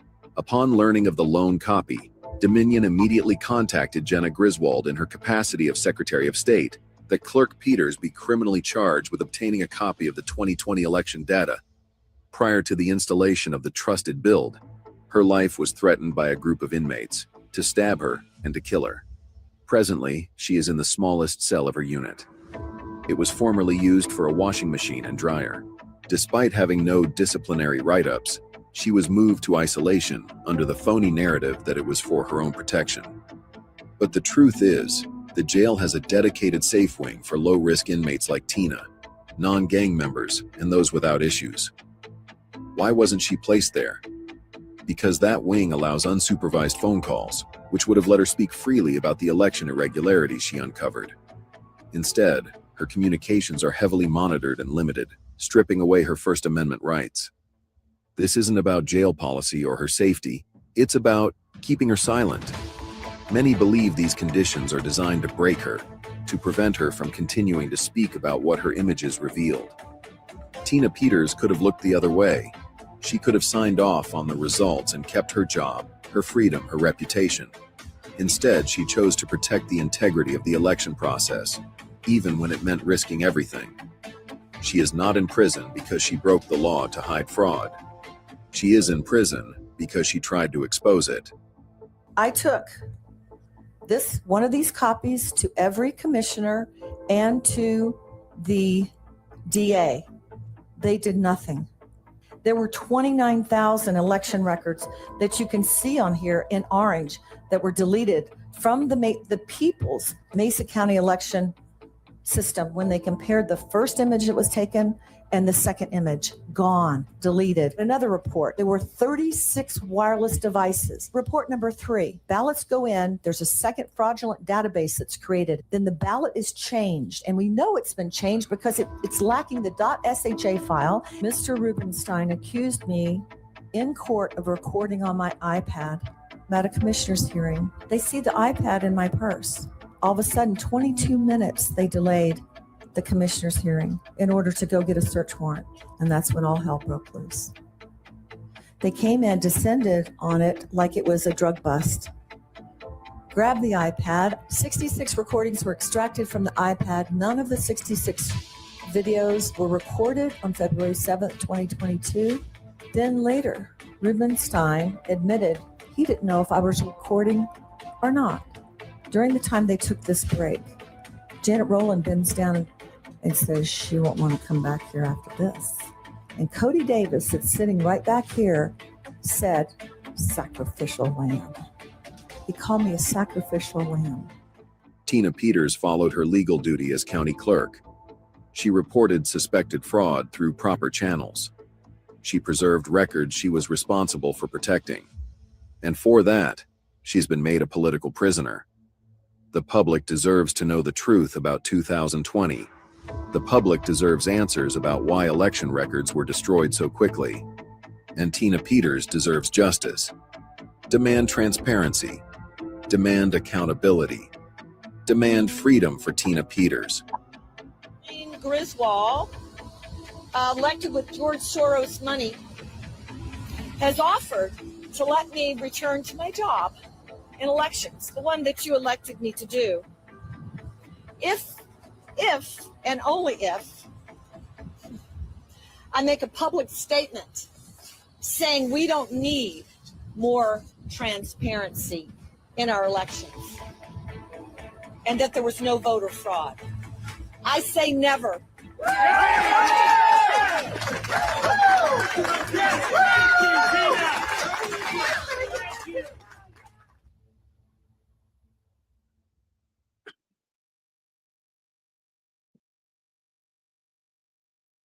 Okay, Raj.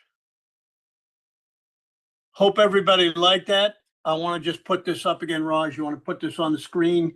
Take the time, a couple of minutes to call Yeah, it's on Governor screen. Terry Polis at 303-866-2471. Ask for her to be released. We will put all our effort to President Trump to use whatever force he has to do to get her out. She has been incarcerated over a year. She has coughs, everything. You know, I speak to her friend pretty much every week. It's a shame. I know everybody feels badly for her. This video, if anybody wants it, it'll be on Stern American Rumble. You can text me, email me, and I'll send you a copy of it. Get it out to everybody in the United States, whether Democrat, Independent, or Republican. Thank you all for being on here. You want to close it up, Raj, and we appreciate everybody who talked today. I mean, it was a great, even I got to say it was a great meeting, and we want to thank General Flynn. I'll speak to him later this week. Get some more information. Yeah, thank you, Steve, for all the work that you and your team did. Again, we didn't get a chance to do it, but for those of you that are watching now and watching on the replay, please go to theflagshirt.com, theflagshirt.com. Why would you go there? The reason you go there is any purchase you buy at theflagshirt.com literally helps keep this program going. Theflagshirt.com. And you can also, again, email Steve at stern1054@AOL.com. His phone number 954-318-6902. Also, please spread the word about this event. Please get other people involved.